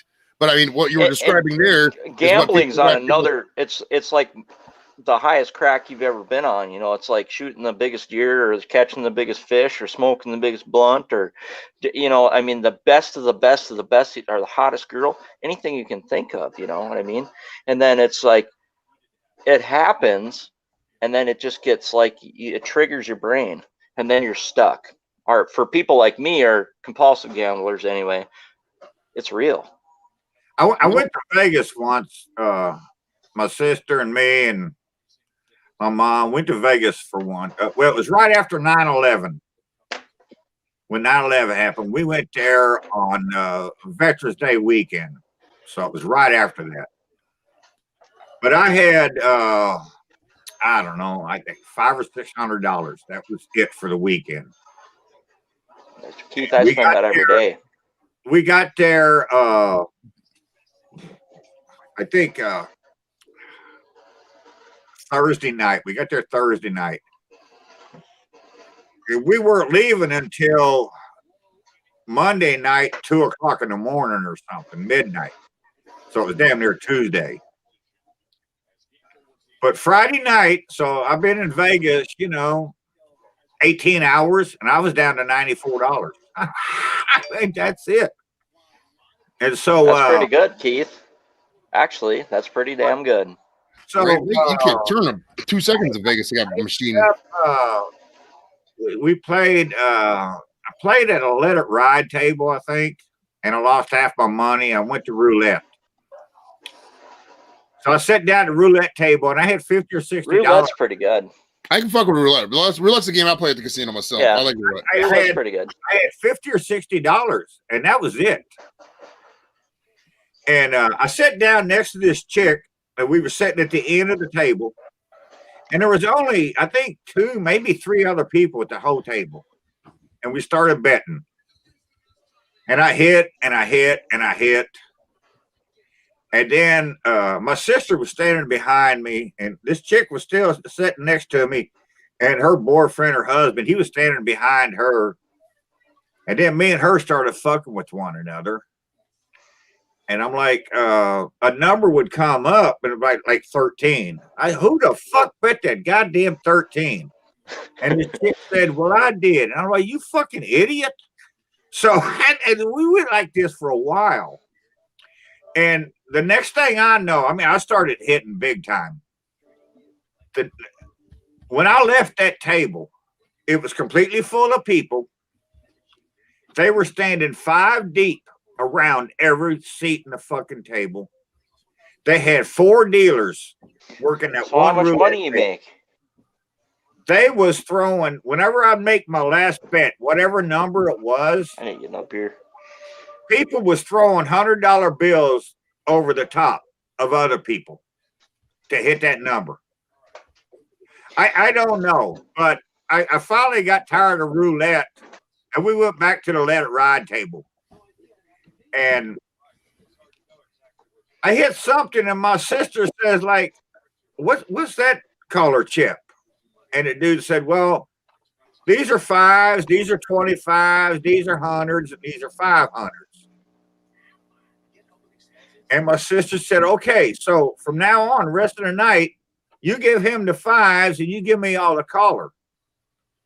And I said, Greens are Karen, usually 25s. I said, Karen, the dude can't give you my color. He can't give you my chips. He said, oh, yeah, he can and he will. So the rest of the night we're sitting there. I'd win $722 on a hand. I'd get $22. Karen to get the rest. And I walked Nothing out wrong there. with that. I don't know how much I had that night. I mean, Karen held a lot of it, and I had money, and I mean, it was tons of money, and I was like, that was my best night of gambling ever. And I'm 65, so go figure. I mean, no, it don't happen all the How much time. money was it? I want to know. I don't even that's- know. I don't even know. Well, you kind of Oh. know. I mean, there's kind of like, is it a couple grand or is it 20 grand? Every bit of 5,000. Every bit of 5,000. Okay. You know, and That's we're a playing lot. roulette. We're playing roulette, you know, for $5 to $20 at a time. You know, I wasn't no high roller. Plus, I had 3 more days to stay in Vegas. You know, Yeah. but There I was know some I had, comments that said no shame in it for the rehab. It says, Guy, thank you. Dopamine and endorphins. It says winning big money yeah. will release that in the brain and is addictive. And it Yeah, says exactly. Joey no It's just like cocaine. meth.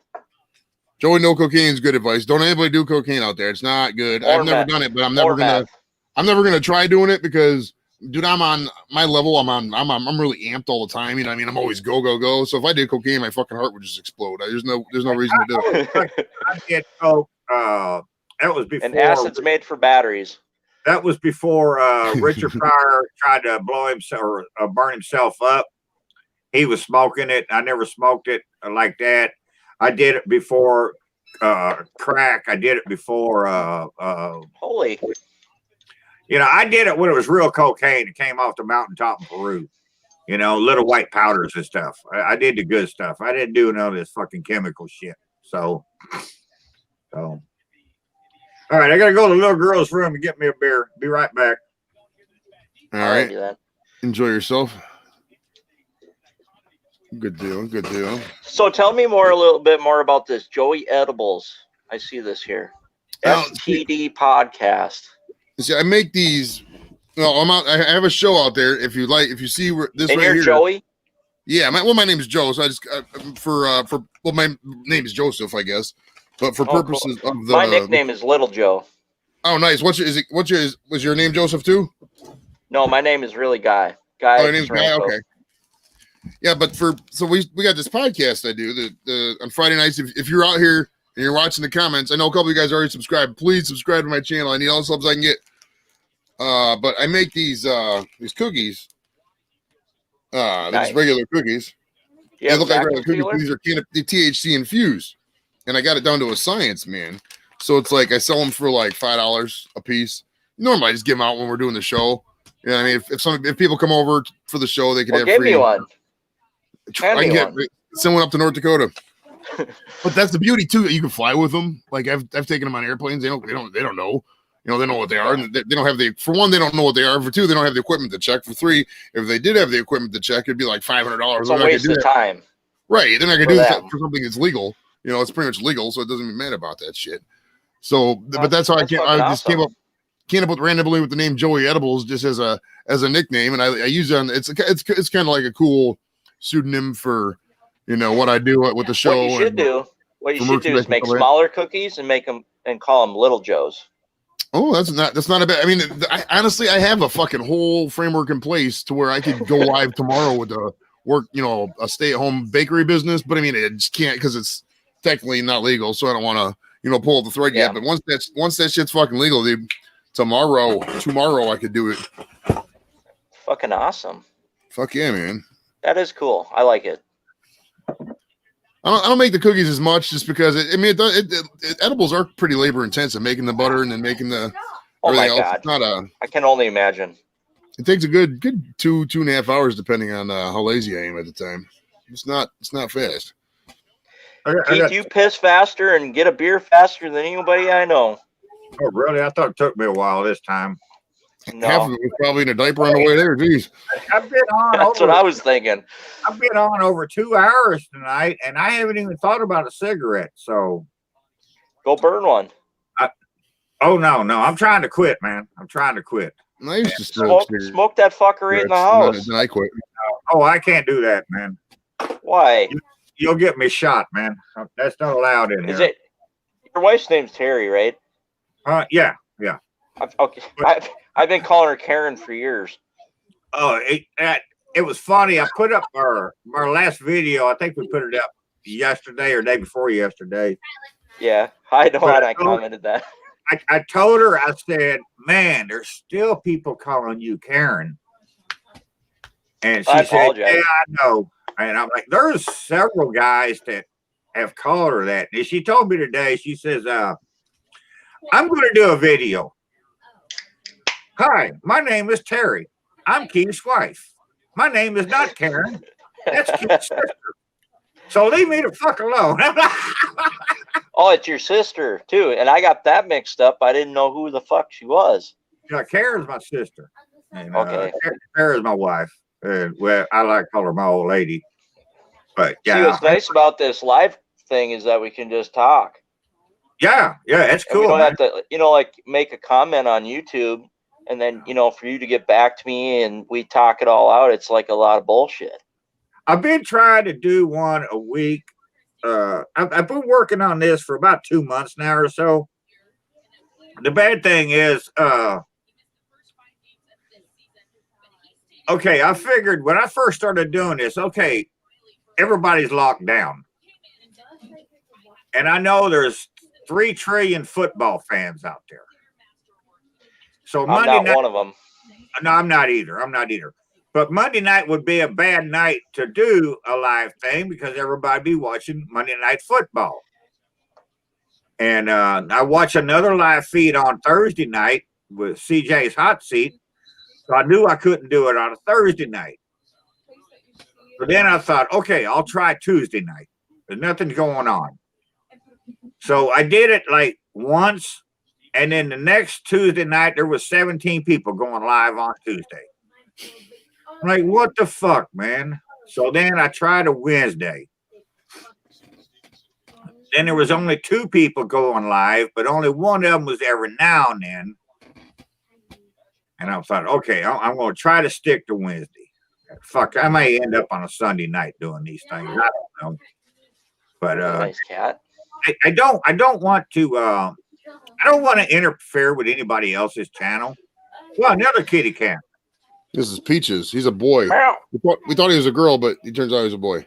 Yeah, well, He eats so much cat food. He loves cat treats. He's a so beast. I like doing these things, though, man, and it's good for watch hours too. You do them, and it increases your watch hours. Dude, streams are where it's at for watch hours. I mean, my stream, we do an hour and a half every Friday, but I mean, if you go live for 3 hours and you got 80, 90 views, buddy? fucking through the roof. That helps.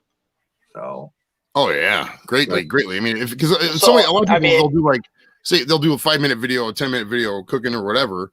Say they do Yeah. that, that'll get 500 views, but that's only 5-10 minutes. If you got a live stream and you got like he had 20 people watching earlier. If 20 people watch a 2-hour live stream, I mean that's 400. Or 80 watch hours.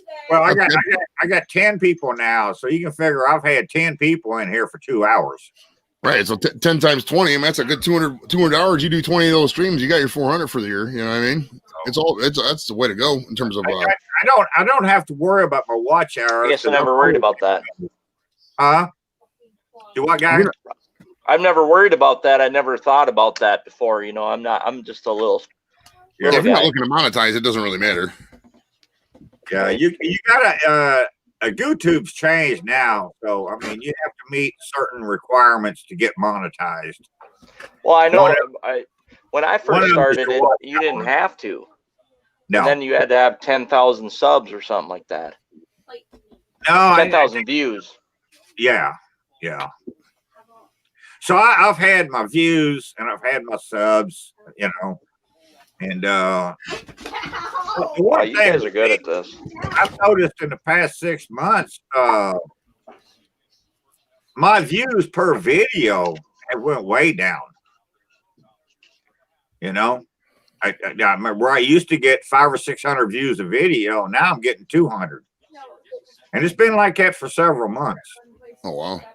But like I say, fuck you. I'm still going to do my videos. You ain't getting me out of here. I'm doing what I want to do. So if I get 200 people watch me, or if I get 1,600 people, I don't care. I'm still going to do my videos. I'll do my live feeds. That's going to keep my hours up. And so, you know, and like I say, I don't get rich from YouTube, but it took me 5 years before I got my first check. And then I think it was 6 or 7 months before I got another one after that. I know this year, 2020, I've gotten more checks from YouTube than I couldn't believe it. And they went anywhere from Elaborate. They went anywhere from $104 to $123 Every week? a month. That's a month. That's pretty good. That's really good, though. Yeah, but after 8 years, I mean, and I've got some videos where I spent more than $104 on food for that one video. yeah, but when you started this bullshit, you never thought in a million years you're getting a check from YouTube. No, I didn't even know you could do it. I did. I had other good. That's my point. Do that, you know, and so yeah. But like I say, I'm not getting rich on this. But I'm Yeah, still but that's my point, Keith. You started this because you wanted to share what you knew about something. And that's what I did. yeah. And That's why you need to get back in there and do it again. I'm not. I'm telling you, man, you got me watching you. I'm like, fuck, you know, if nothing else, do it for me. Fuck you. I like that one. It's funny, man, because I just feel a little ingenuine because of cuts. I've been at this long enough that I'd be like, somebody new shows up. Like, fuck, man, that dude's cool, man. I'm really liking this. They do 3, 4, 5 videos, and I'm like fucking digging on this shit. And then they're gone. They never come back. I'm like, what the fuck, man? And I don't know how many people, I swear to God, I don't know how many people with my little ass channel, I gave them a shout out. Well, you did for mine. They got 314 fucking subscribers. I give them a shout out. What? And now they got 48. Well, give me a fucking shout out, god damn it. I got 50 fucking 8. Now they got 48,000 subscribers. And I'm still stuck under 6,000. How did that fucking happen? You know? I've given you a shout out before, guy. I know you have, Keith. I appreciate it too. And but yeah, I don't know why, you know, there's a lot of channels that I've watched that through the years that I'm digging the hell out of shit. And then all of a sudden they're just fucking gone after half a dozen videos. I'm like, man, you had something going on there, dude. And I know this ain't, YouTube ain't for everybody. I mean, people think it's just something. It's just something. So, what do you think it is, Joey? Well, people get overwhelmed. They get into it thinking that it's just going to be like, oh, all I got to do is turn on a microphone and a camera and I start talking and I'm going to be rich. And then they find out that, you know, even through their regular friends' social network and their, you know, regular friends and all that and relatives, you're going to do a video. They're only going to get 40, 50 views and they'll try another one and only get a couple. They might be good, but then they lose passion for it. Something comes up. If you got more than one person, schedules conflict. And if you're not making any money, trying to get somebody to commit to something where there's no money being made in it is impossible, you know. And they say the average like podcast only lasts eight episodes or something like that before you start. So it's just a lack of drive for a lot of people. They don't know the time and effort in the thanklessness you get for a lot of it. I mean, there's a lot of stuff that you just got to do. You got to take risks that are just so obscure and hit miss that, you know, if you don't take them, you're not going to succeed. And a lot of people just can't. They're afraid to take risks. They want that sure thing, and YouTube's not sure.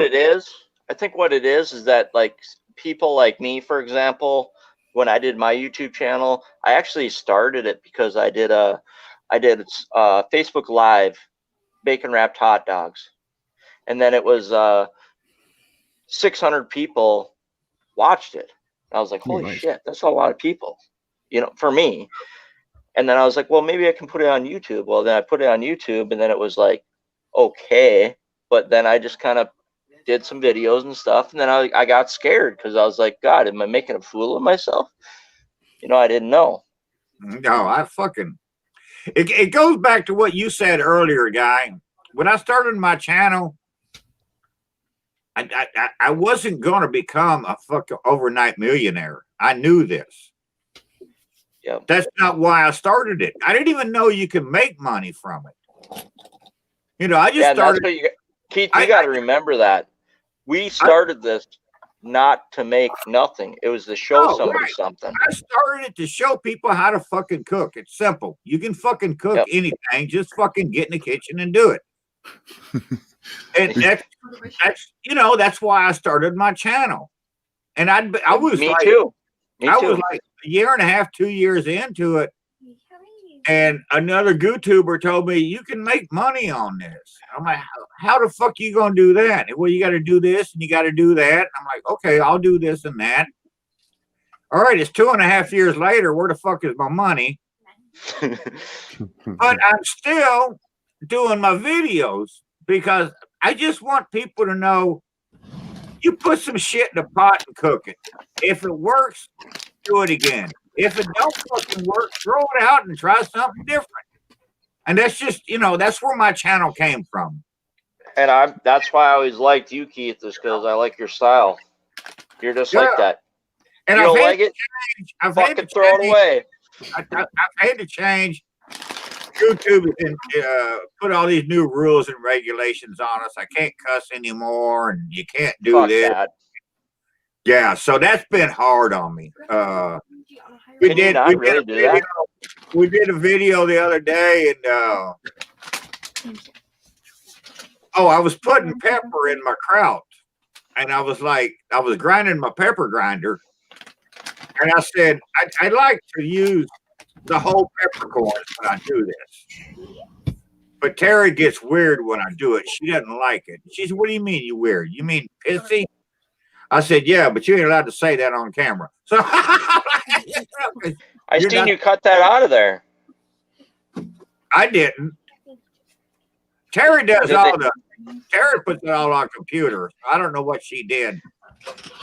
She doesn't edit very much, so I haven't that watched. Didn't happen.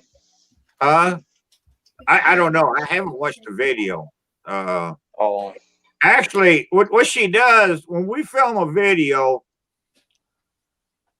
I'll film it. I try to film it on Sunday because Terry doesn't work. And she's going to stay up most of the night anyway because that's what she works, nights. So she's up. So Sunday nights that she'll work on my video, she'll put it off of the camera onto the computer. And then if it looks right to her, she'll put it on YouTube. And then I'll come back the next day. I'll watch it and make sure everything's cool. And then I'll publish it. But she came in freaking out yesterday morning, and she says, I don't know what happened. I got on the computer, and I hit a button, and your video published.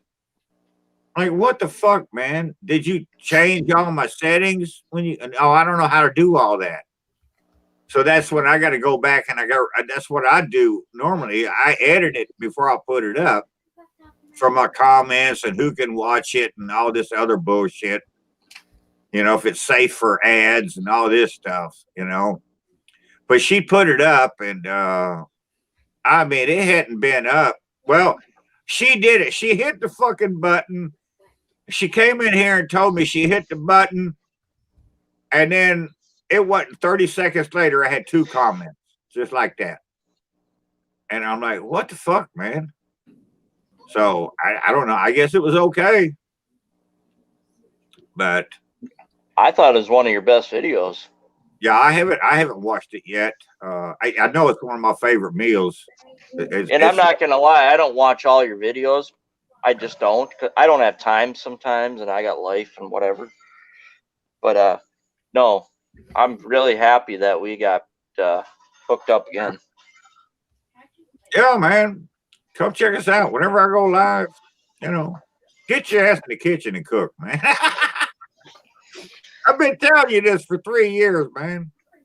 I know. I apologize. Fuck 'em. You don't have to apologize to me. I'm not your mother. You know, I agree. I'm living with me, and I'm just like, I know what I like, man, and I fucking like watching you on camera. If you drank that right there, you I'd would, drunk. you'd probably, I don't know what would happen because this is homemade tincture, and I followed a recipe. I just made a YouTube earlier. Tincture. And yeah, tincture. Tincture is like these what I buy from the dispensary. It's like these little things right here. If you can see it, it's so bright in here all the time. But this It looks like a white bottle of milk. It's got a baby baby dropper. yeah, it looks like a baby dropper, but it's cannabis. It's like a, and you just drop it. It's an like you would a acid baby. dropper. Yeah, it's a medicine dropper like you would for babies, for the baby aspirin and stuff like that. And those little bottles are like $50. So I'm trying to make my own, but I don't know if this is really stable because this is fucking pure grain alcohol and decarbed weed. So this could be like either get you really high or it could kill someone. Well, so I don't know. I'm afraid to. I know. Take her down. I am so old. I remember an isomizer machine. I don't know what that is. I don't even. Yeah, that sounds like something that makes your balls into fucking snowflakes. What the hell's an atomizer? Yeah, that's what I was thinking. Back in the 70s, they had these machines. You could take a head of lettuce and put it in this isomizer machine and make hash out of it. Yeah. And I don't know. That went on for a few years in the 70s, and I don't know whatever happened after that.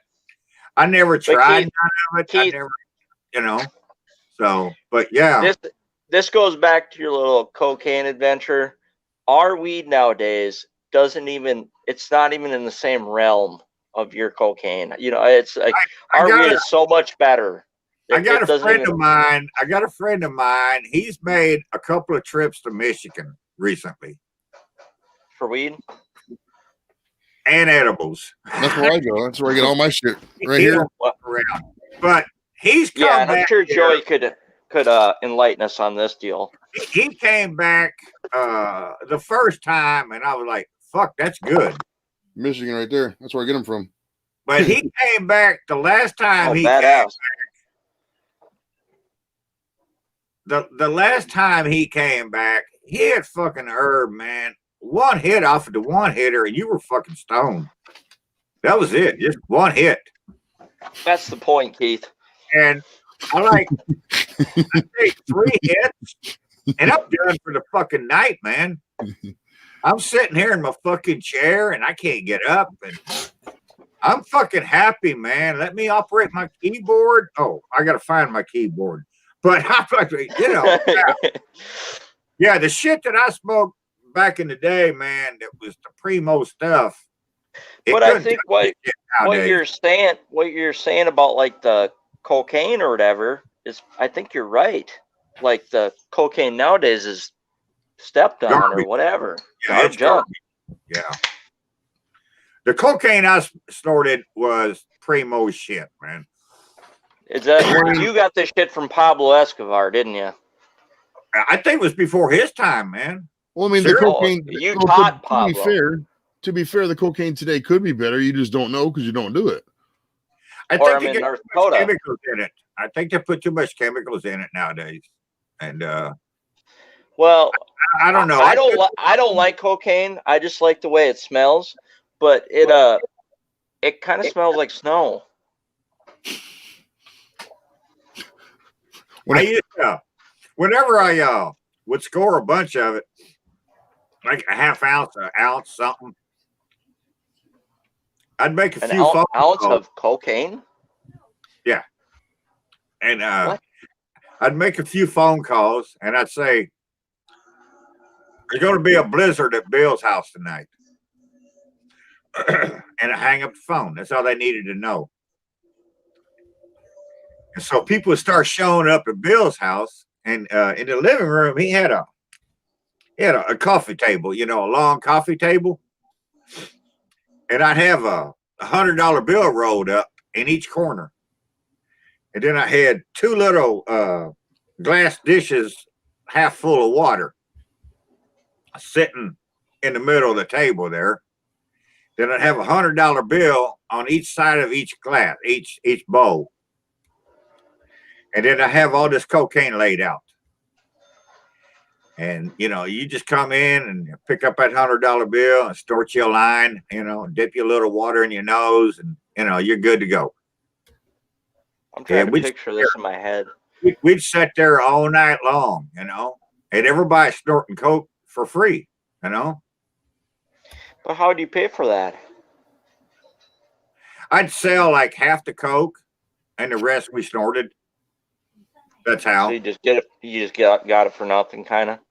Yeah. I And mean, plus, somebody got high. You It's know, pretty much what every fucking person who does, you know, drugs in the 20th and 21st century has done. You know, sell enough to smoke for free or sell enough to do it for free usually. Unless you're a fucking pothead nowadays. To Oh, me, yeah. the One best hit. part of this story was always the best part of this story was I could have 40 people in that house snorting coke. Hmm. I never lost $100 bill. They'd come in, they snort all my cocaine for free. Nobody ever stole $100 bill from me. At the end of the night, everybody's gone. The cocaine's laying on the table, or it's gone. But all my $100 bills are still sitting right there where they was. And to me, that was the best part of it, you know? So that told me, you know, I had friends. Because a friend ain't going to steal your money, you know? A friend just ain't going to do that. Well, like where I live, I have a shop down 10 miles south of me in a town. I leave all my shit unlocked. My shop's unlocked, and it has been for 10 years. Guess how much shit's got stolen from me? Nothing. Well, 0, since you said it was unlocked, and you would probably locked it if shit would have got stolen. So that was the lead up to the conclusion question. It was kind of obvious to me, but yeah, no, they're not gonna steal nothing if it's remote. How far are you from the office or from the shop? I should say the office. I'm in 10 miles. Did you just say that? Hey, guy. What's up? Yeah, didn't you say you was 10 miles from the office? He froze up. Guy froze up. Oh, He said he lived in North Dakota. yeah, that's right above South Dakota, Yeah, I know. Sturgis in South Dakota. right below really North Dakota. There's really North Dakota, South Dakota, and then really, really South Dakota. I'm just kidding. Those are made up states. There's only North and South think Dakota. Sturgis is down that way. It's really South Dakota. I mean, I probably will visit North and South Dakota before, you know, my time's up, but just to check off that I visited that state on the 50 states list. I mean, there's really not much to do up there. North Dakota is fucking cold. So cold. Yeah, like, gosh. They got Minot Air Force Base up here. Why not? Why not?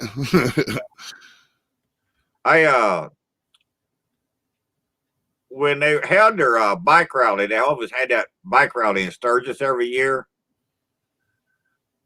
I watched that this year. I started watching a half a dozen channels. All right, guy, I'm fixing to post it. Hold on. I watched a half a dozen channels that did videos from Sturgis. And I ended up subscribing to 3 or 4 of these guys' channels. They're just bikers, you know. But they were really fucking cool. Jesus fuck. What's wrong with me? I don't know. The one dude, he lives in Oklahoma, and he has a campground, and he does a lot of charity stuff for people. But in his campground, I'm on live stream, Kayla. in his campground, if you're a disabled vet, you can go in there and stay for free any time of the year. And he has a thing, a Veterans Day thing every year. He has a big party, you know, for vets. Just come in and everything is pretty much free. Okay. You can stay at the camp. You can park your tent, your RV, whatever. And so I started watching this guy, and I mean, like, he was really fucking cool. He does a lot of, you know, charitable shit. And so when you think about bikers, a lot of people think, you know, about fucking Hell's Angels and raising hell. And I think about bikers. Who's that guy's name? Jesse Ventura. you know, they're not all like that, man. And this guy was really fucking cool, man. And so it even got to where, you know, and then he puts a video up. Now Terry watches his videos, you know, and I'm like, and he's pretty cool, the stuff that he does. But that's something that I found, you know, from Sturgis this year. And I was like, damn, man, this is pretty You went to Sturgis? No, I was just, I said I was watching videos from guys that was doing videos at Sturgis, bikers. Oh, and I ended up subscribing to 3 or 4 of these channels, man. And I must have got on after, or I'm just drunk. yeah, we was in the middle of a conversation when you froze up. I backed out. I don't know how to work this phone. Like, you can't hit back because then I just disappear. I have to hit the X in the top right.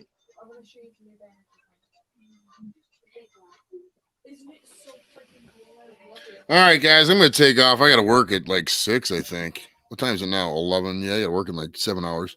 It's not much though. I work at home, so I just literally have to wake up and then walk over. But thanks for stopping by, man. Good to meet you. Sure. Thanks. Very nice to meet you, man. Please, if anybody can give me a sub, I would love to have a couple subs. I need it. I'm desperate. I know it sounds like a whore. I'm a whore for subs, but you know what?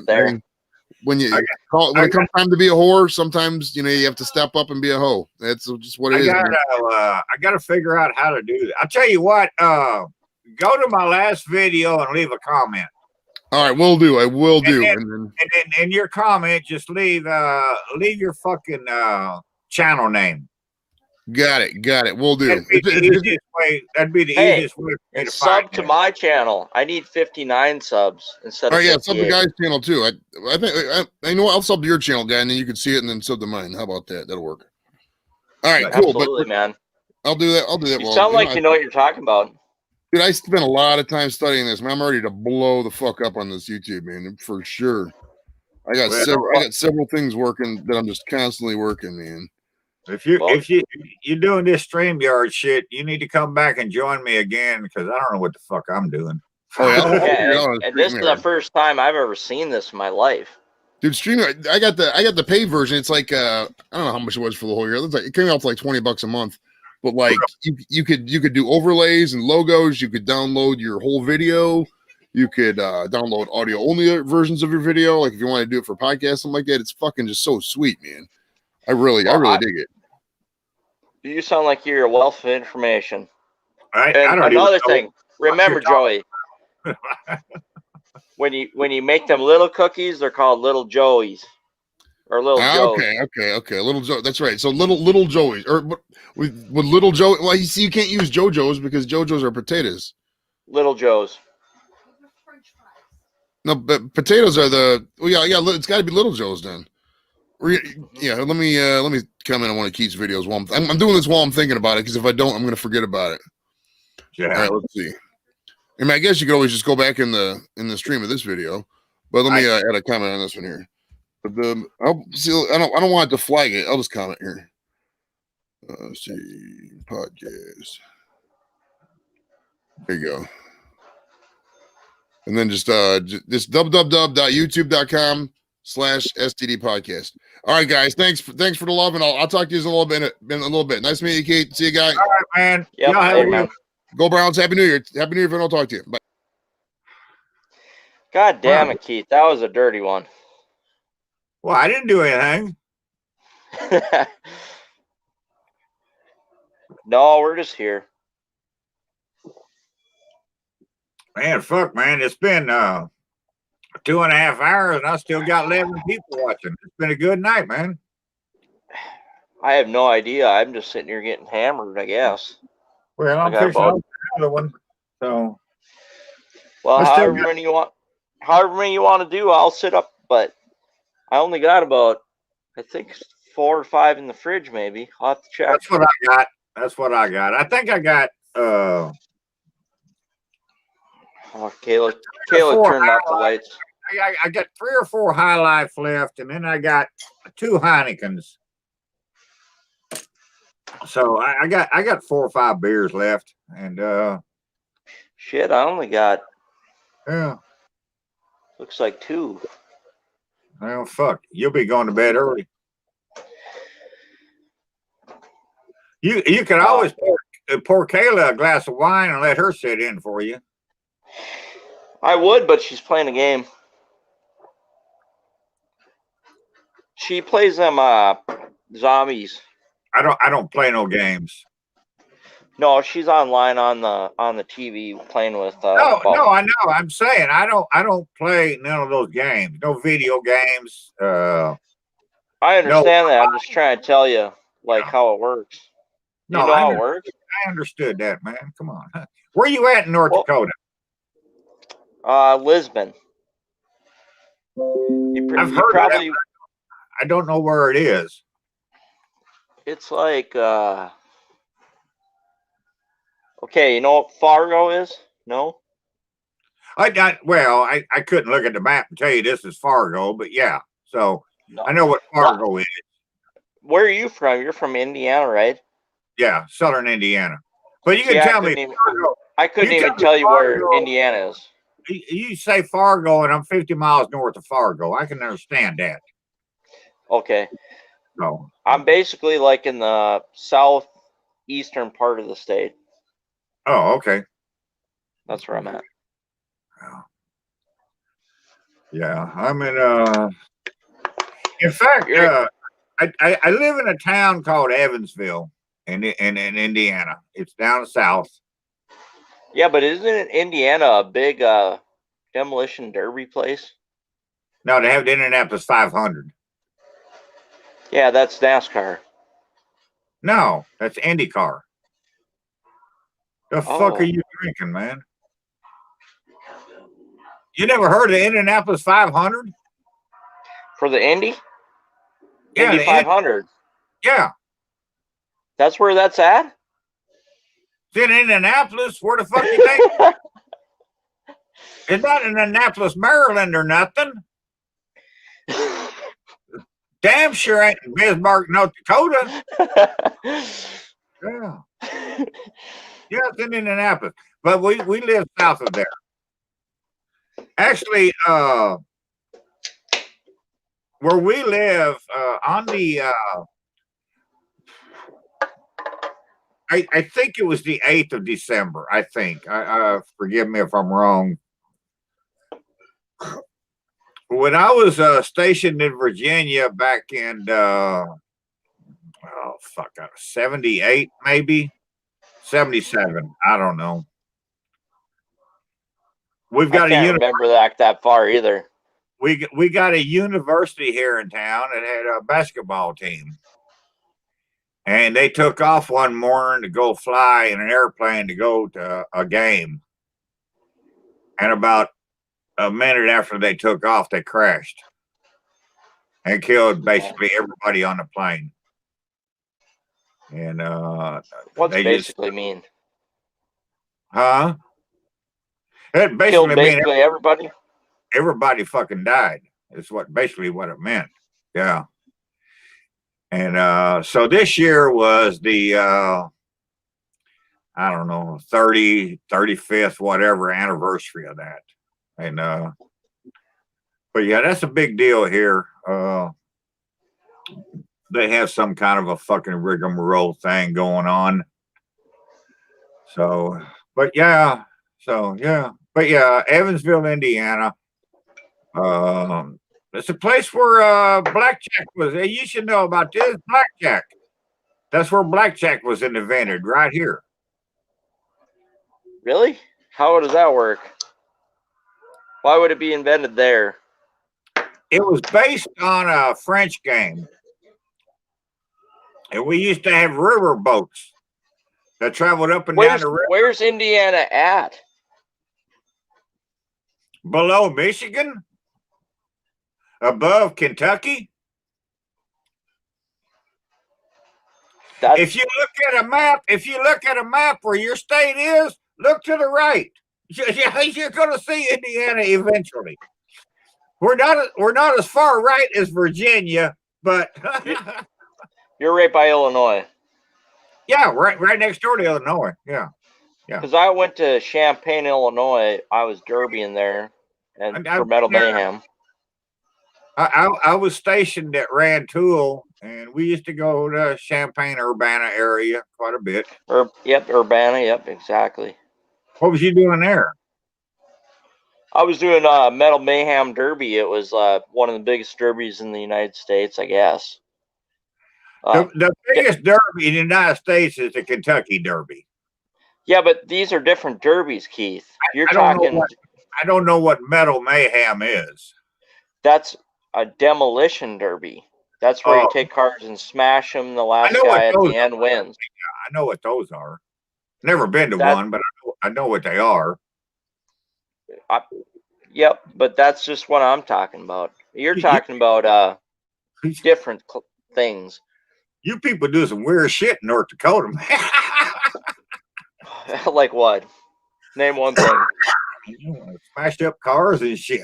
You gotta drive to Illinois to smash up a car. I'm like, what the fuck? But I'm telling you, Illinois is Metal Mayhem. That was the biggest one that all the guys got there, and never heard of it. Of course, it wouldn't be something that I would be into anyway. It's kind of like a video game. I'm not doing that. Absolutely. But like I remember Joey Chitwood though. So you know who Joey Chitwood was? No. I know the last name. All right, you'll have to Google him later. He did what you called he did fucking stunts with cars.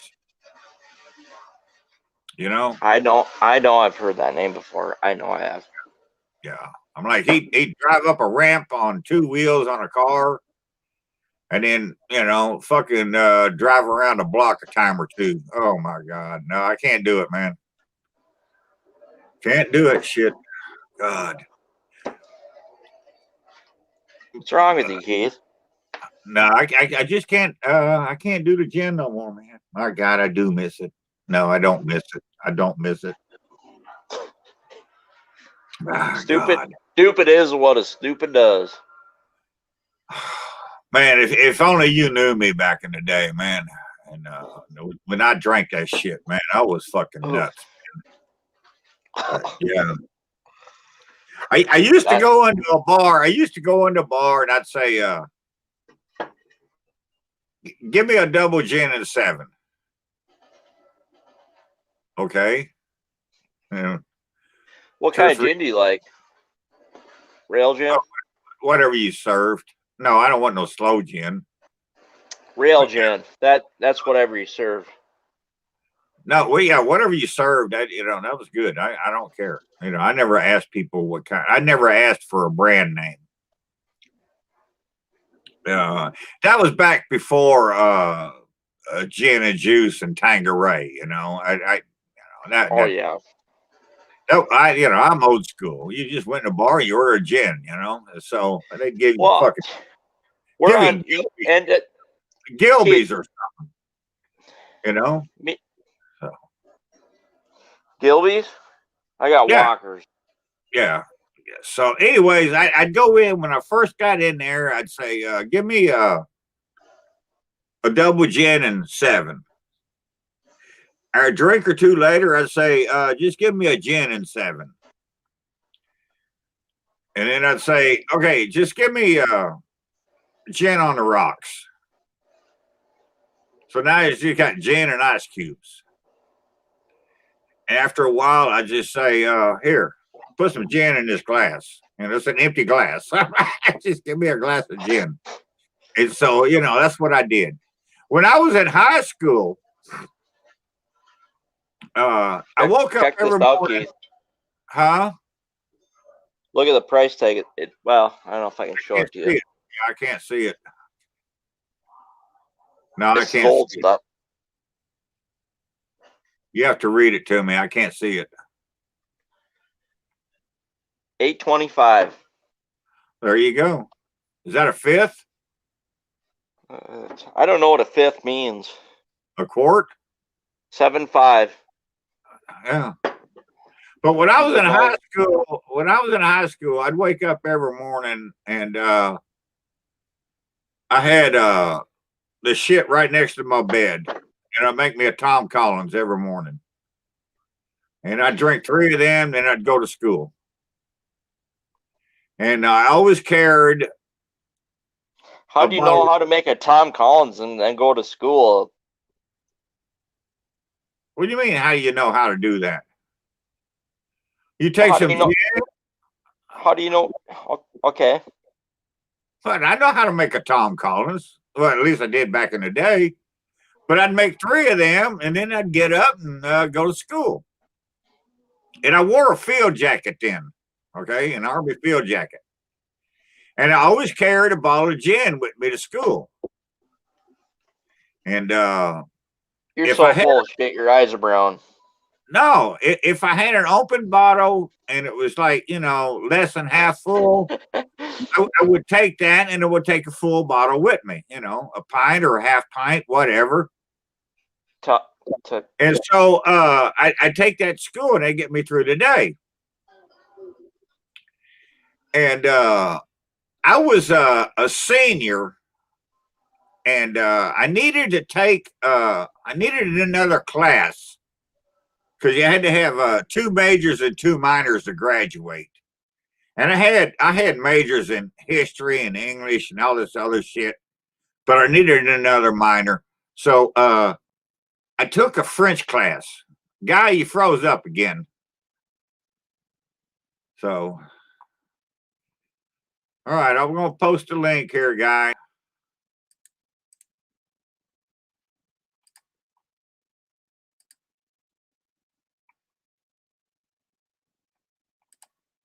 Oh, shit. I took you out of here. Sorry. There. All right, I'm back. All right, quit pushing buttons. So, I pressed back on the stupid phone and it takes me completely out of here. I don't know why. I just want to go back because I try to look at the chat and I can't look at it. And I want to know what people are saying. I ain't looked at it in 90 minutes. So, but anyway, I haven't either. I needed a language minor is what I decided. So I had a year in Latin. So I needed another year in a language. So I took French. And I was lucky because I was a senior and all there was freshmen and sophomore girls in the French class. So I was lucky there. And I'm sitting there one day in class and, you know, I'm fucked up. You know, I've been drinking and fucking drugs and shit. And I moved around in my chair and I had a full bottle of fucking gin. I had a pint bottle in my pocket that day. And that fucking pint fell out on the tile floor and started clanging around. And I was lucky it didn't break. But as I'm reaching for it, I looked up and I happened to notice the fucking teacher was standing there staring at me, going like this, you know. Like, okay. So she took me out fucking took me out to the fucking hallway and she said, "You're out of this class for 3 days." I'm like, okay. So then I got with all them little freshman girls and they could do my homework for me and shit, you know. Oh yeah, I fucking lived on gin for years, man. Yeah, fuck, I loved it. It killed a lot of brain cells, though, dude. Killed a lot of brain cells. I'm working on them. How old are you now, Keith? You're 60. 65. I just turned 65. Jesus Chrysler. I'm an old motherfucker, dude. I'm so old. I remember beatniks. I don't know what that is. That's another term you have to Google. Yes, I am so old. Every other thing I say tonight, you have to Google to figure out what the fuck I'm talking about. Oh, shut the fuck up. That's how old I am, man. No. Well, You know what I like to always say? Seriously, you know what I like to say is we're speaking the same language, because we are.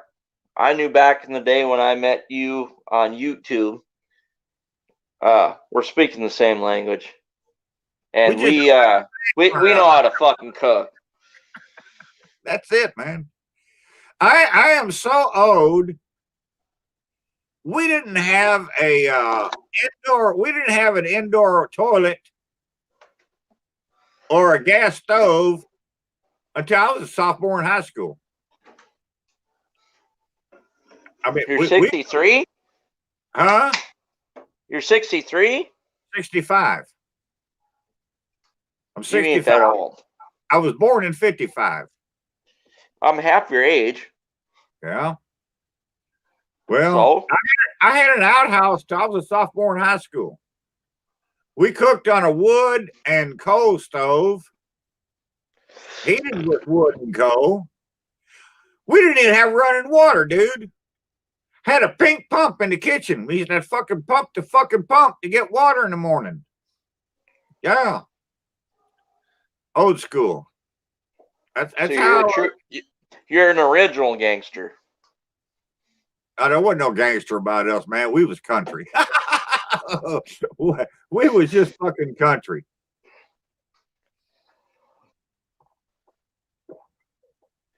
No, And I so- think you're pretty cool. I went from, an outhouse and a pink pump in the kitchen for water to fucking drugs. And so I've ran the gamut. That's in too my bad. life. I've ran the gamut in my life. I've been there, done that, seen that, And so, yeah, I'm happy with what happened in my life. So how do you feel about me talking about gambling tonight? You got a problem. You got to deal with that. Okay? I understand. Well, you had a problem with drugs. No, I had a problem with drugs. Yeah, I had a problem with alcohol. That's why I say, if you have a problem, you have to deal with that. I can't deal with it for you. Okay? I'm still, you want to come by here and you got a fucking bag of herb and you want to smoke a joint with me, I'll smoke it with you. You want to open a beer and give it to me, I'll drink it with you. You want to go down to the casino and I'll gamble with you. I don't have that problem, okay? I understand it. I understand that. You have the problem. You have to tell yourself you have that problem. And you have to want to quit that problem. Now, it ain't always easy, I've quit drinking twice in my life. I quit once. I just fucking flat out quit. Didn't drink a drop for 15 months. Another time I quit, I didn't drink a drop for 5 years. I just quit. I didn't need no fucking rehab. I didn't need no doctors. I just did it myself. Well, what makes you do something like that? I do it. For whatever reason, I make that decision. I don't make the best decisions in life. Never have. But it's my life and I've always accepted them. And yes, I'll grant you, I'm one of the lucky ones. When I quit drinking for 5 years, I didn't need to go to AA. I didn't need it. Look at all that sausage, dude. Damn, man. So yeah, that's for you. you gotta do it yourself, man. You just gotta tell yourself. It's like now with me smoking. That now I'm trying to quit smoking, and that's the hardest thing I've ever lived with. I have never tried to quit doing anything as much as smoking, and this has fucking killed me. I know, that's just like my dad. He smokes so much and he can't do it.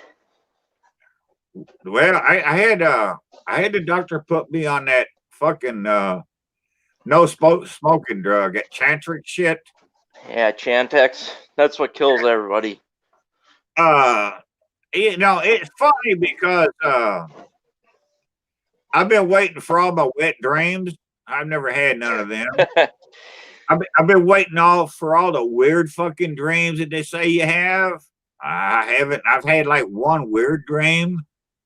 I've been waiting for me to get up in the middle of the night, walk naked down the fucking street. That hasn't happened yet. So I've not had any of them side effects, you know. But it's actually helping me. So I'm gonna stick with it, and hopefully this time, by the time this prescription's out, I think I got like 2.5 weeks left on this prescription. Hopefully I'll be done then. But that's been If the it hard, helps you in any way, that's been the hardest thing I've ever tried to quit, ever. I can only imagine. And I never did smoking. Well, I've been smoking for over 50 years now, so you know, I mean that's a lot of nicotine, and that's a lot of it. You know, it's all built up in my system, and so you have to clean that out. So you don't want it anymore, and so the more I reduce it, you know, the cleaner it gets. But yeah, that's But been you can't just stop.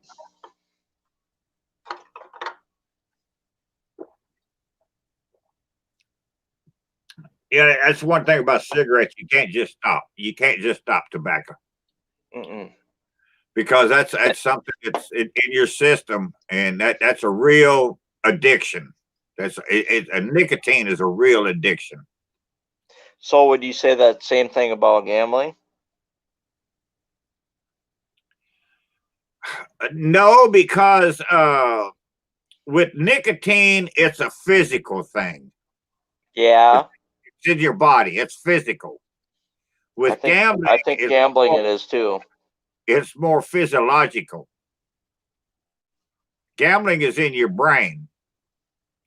The nicotine is in your body.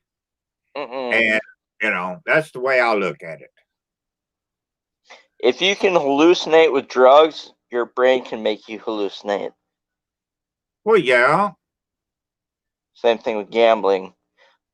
It goes back to the jackpot mentality. Seriously.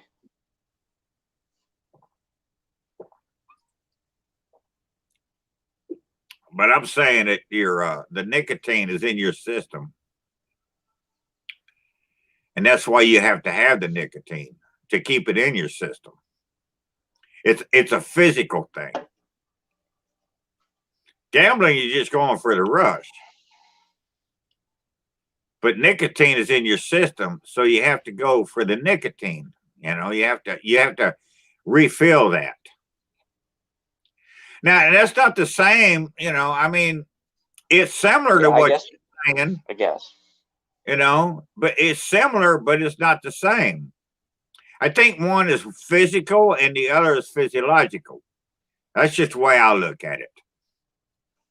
I don't know. I gambled my entire life. I come from a long line of gamblers. So I don't know. I come from a long line of drunks. So, you know. Yeah, but do you go to the local bar ever? Oh, I haven't done that. Well, I don't go bar hopping that much anymore. In fact, How much do you go to the bar? My nephew and another guy bought a bar 3 years ago. They got a local sports bar. So I go there with my sister and Terry. We go there every Friday, every other Friday. Oh, your wife Karen and your sister Terry? Yeah. The other way around. But yeah. And I'm sorry, I've been calling them that forever. We'll go to that bar, you know, for bar hopping. That's what we call it. You know, we go down to docks on a Friday night, you know. But yeah, until Corey opened that bar, though, yeah, I was like, no, I hadn't been to a fucking bar in years. I don't know. I drink at home. It's cheaper. I don't have to worry about the police. And I don't drink and drive. You know, I wouldn't drink a half a beer and get in the car and drive anywhere. I won't even do that. So, you know. So what's your favorite food?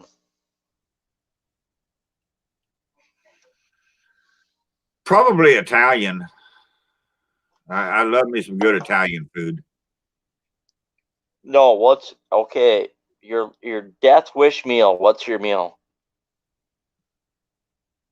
My last meal would be my goulash.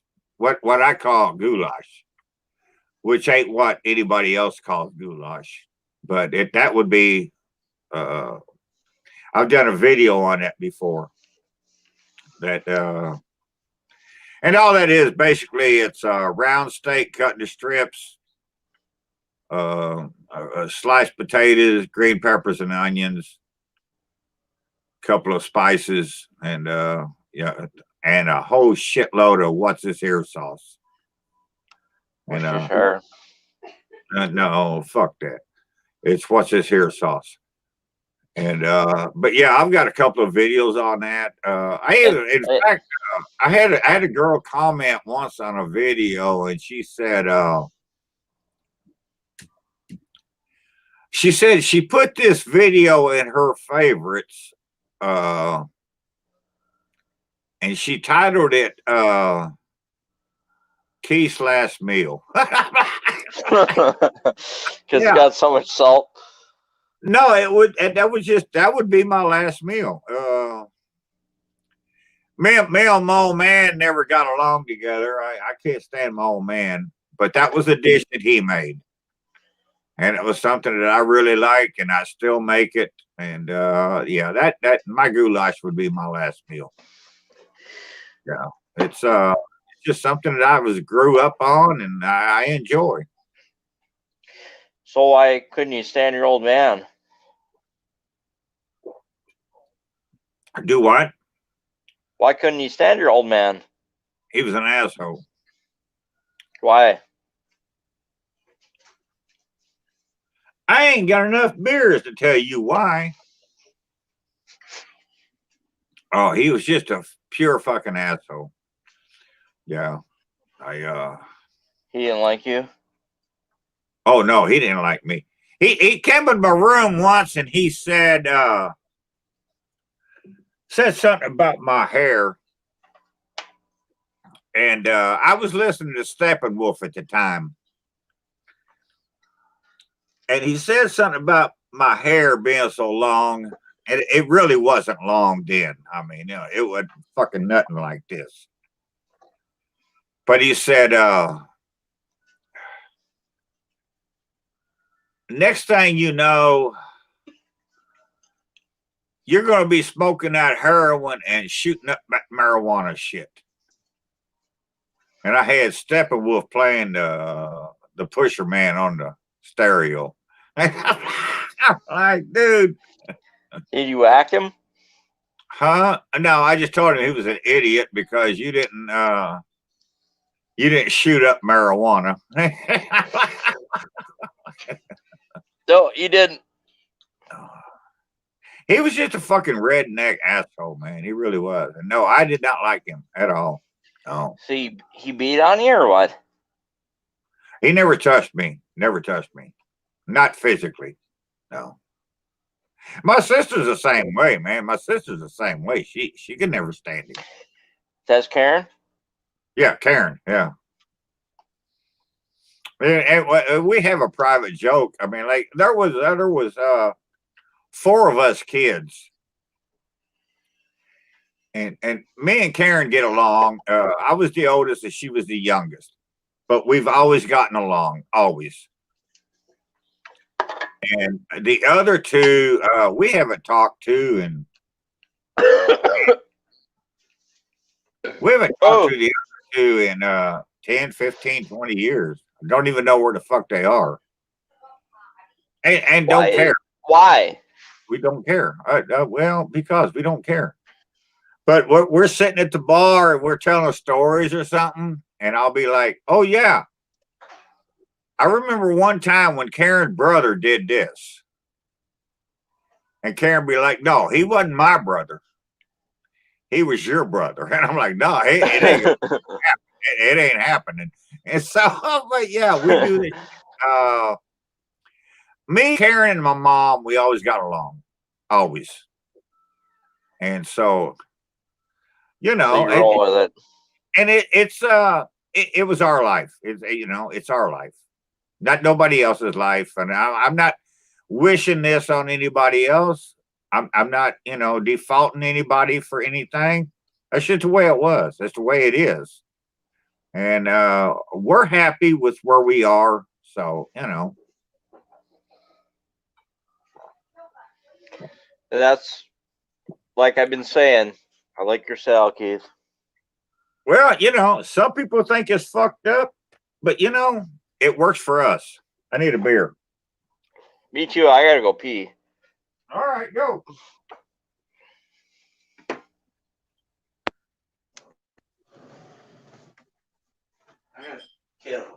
What?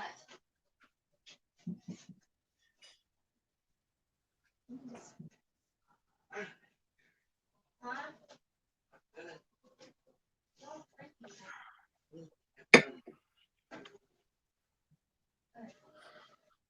Okay. I'm back now. I can read some comments. Well, we still got 7 people watching. That's cool. Steely Dan, yes. Brooks fries, Brooks ketchup goes on fries. That goes on fried potatoes as well. Yes.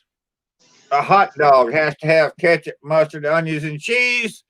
Yes, and the ketchup has to be Brooks ketchup. Just saying.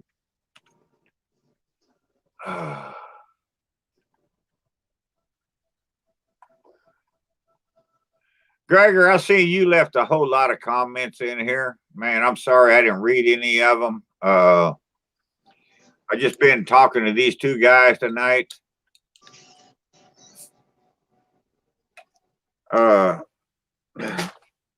Gregor, are you still in here? If you are, let me know. Just type me something to say, yeah, I'm still here.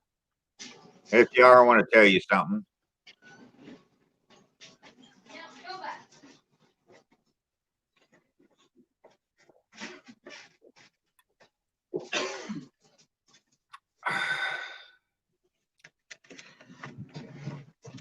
And Lawrence, am I looking? I'm always looking for something.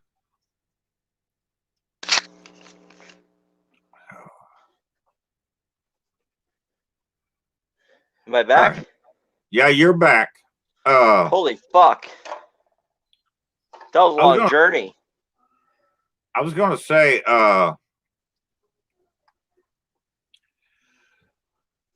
we were talking about my family. Oh, yep. My old man was dying, and I hadn't seen him in several years. And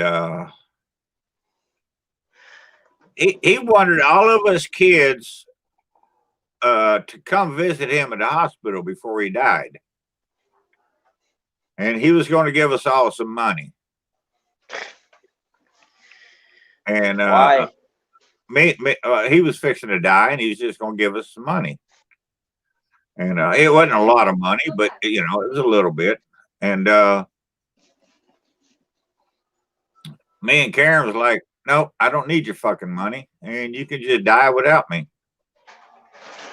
And he did. We never went and visited him. The other 2 did, but no, me and Karen didn't.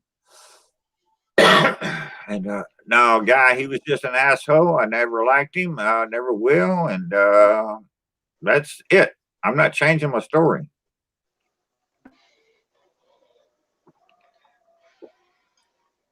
Nothing wrong with that. If you think I'm hard or rough, and you should hear Karen talk about him. And Karen was even worse. Karen despised this motherfucker, man. She just despised him. And, so, you know, it is what it is. You know, and so, Guy. but growing up in my house, family life was weird, man. It like in my mom's family, she come from a pretty big family. She had half a dozen brothers and sisters, and growing up, it would be like Sister A wasn't talking to anybody this week, and Sister B was talking to Brother D and Sister F, but nobody else. And so they all, growing up my whole life, you never knew who the fuck was talking to whoever, you know? And that's just the way we was raised. And so seems weird to a lot of people, I'm sure, but you know, that's why I'm who I am.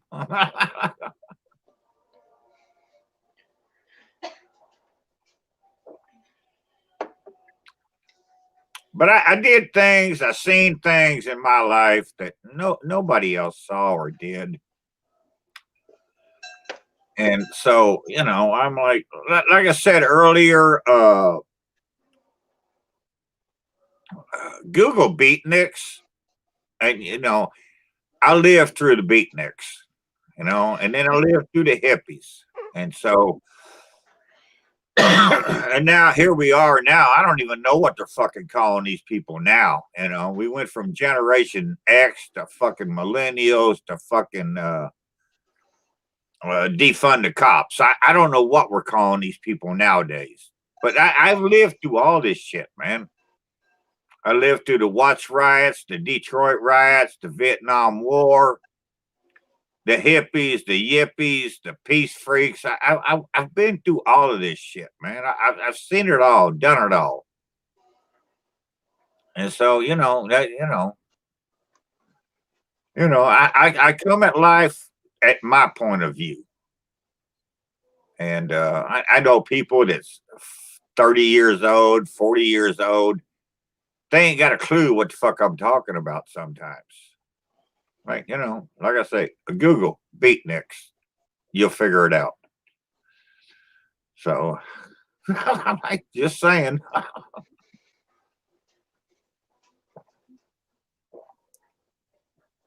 You know what, though? The main thing is 65, I'm still drinking beer, and I'm on a fucking computer talking to somebody living in North Dakota. What the That's fuck, fucked man? up. That's How the fucked up. fuck did that happen? I never saw that happening, you know? Me neither. So, you know, I'm good with that, man. I'm good with that. Me three. So, yeah. But I tell you what, Keith, I gotta go. All right. Tell Kayla good night for me.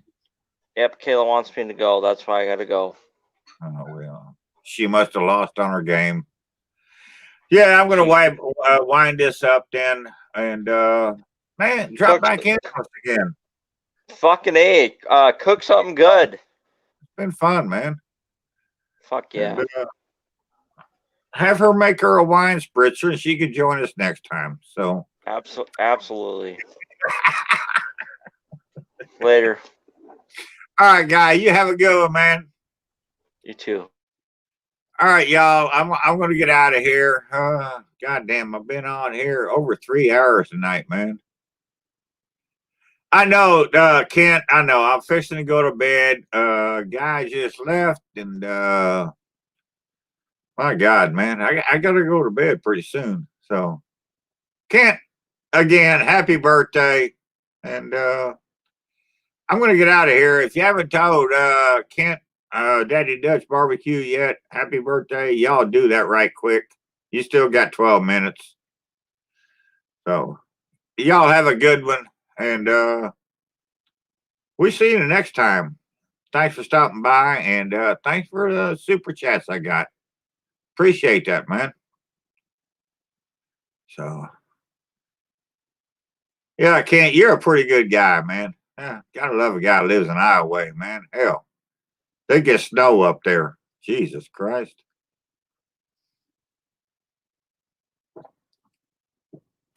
We see y'all next time. Cheers.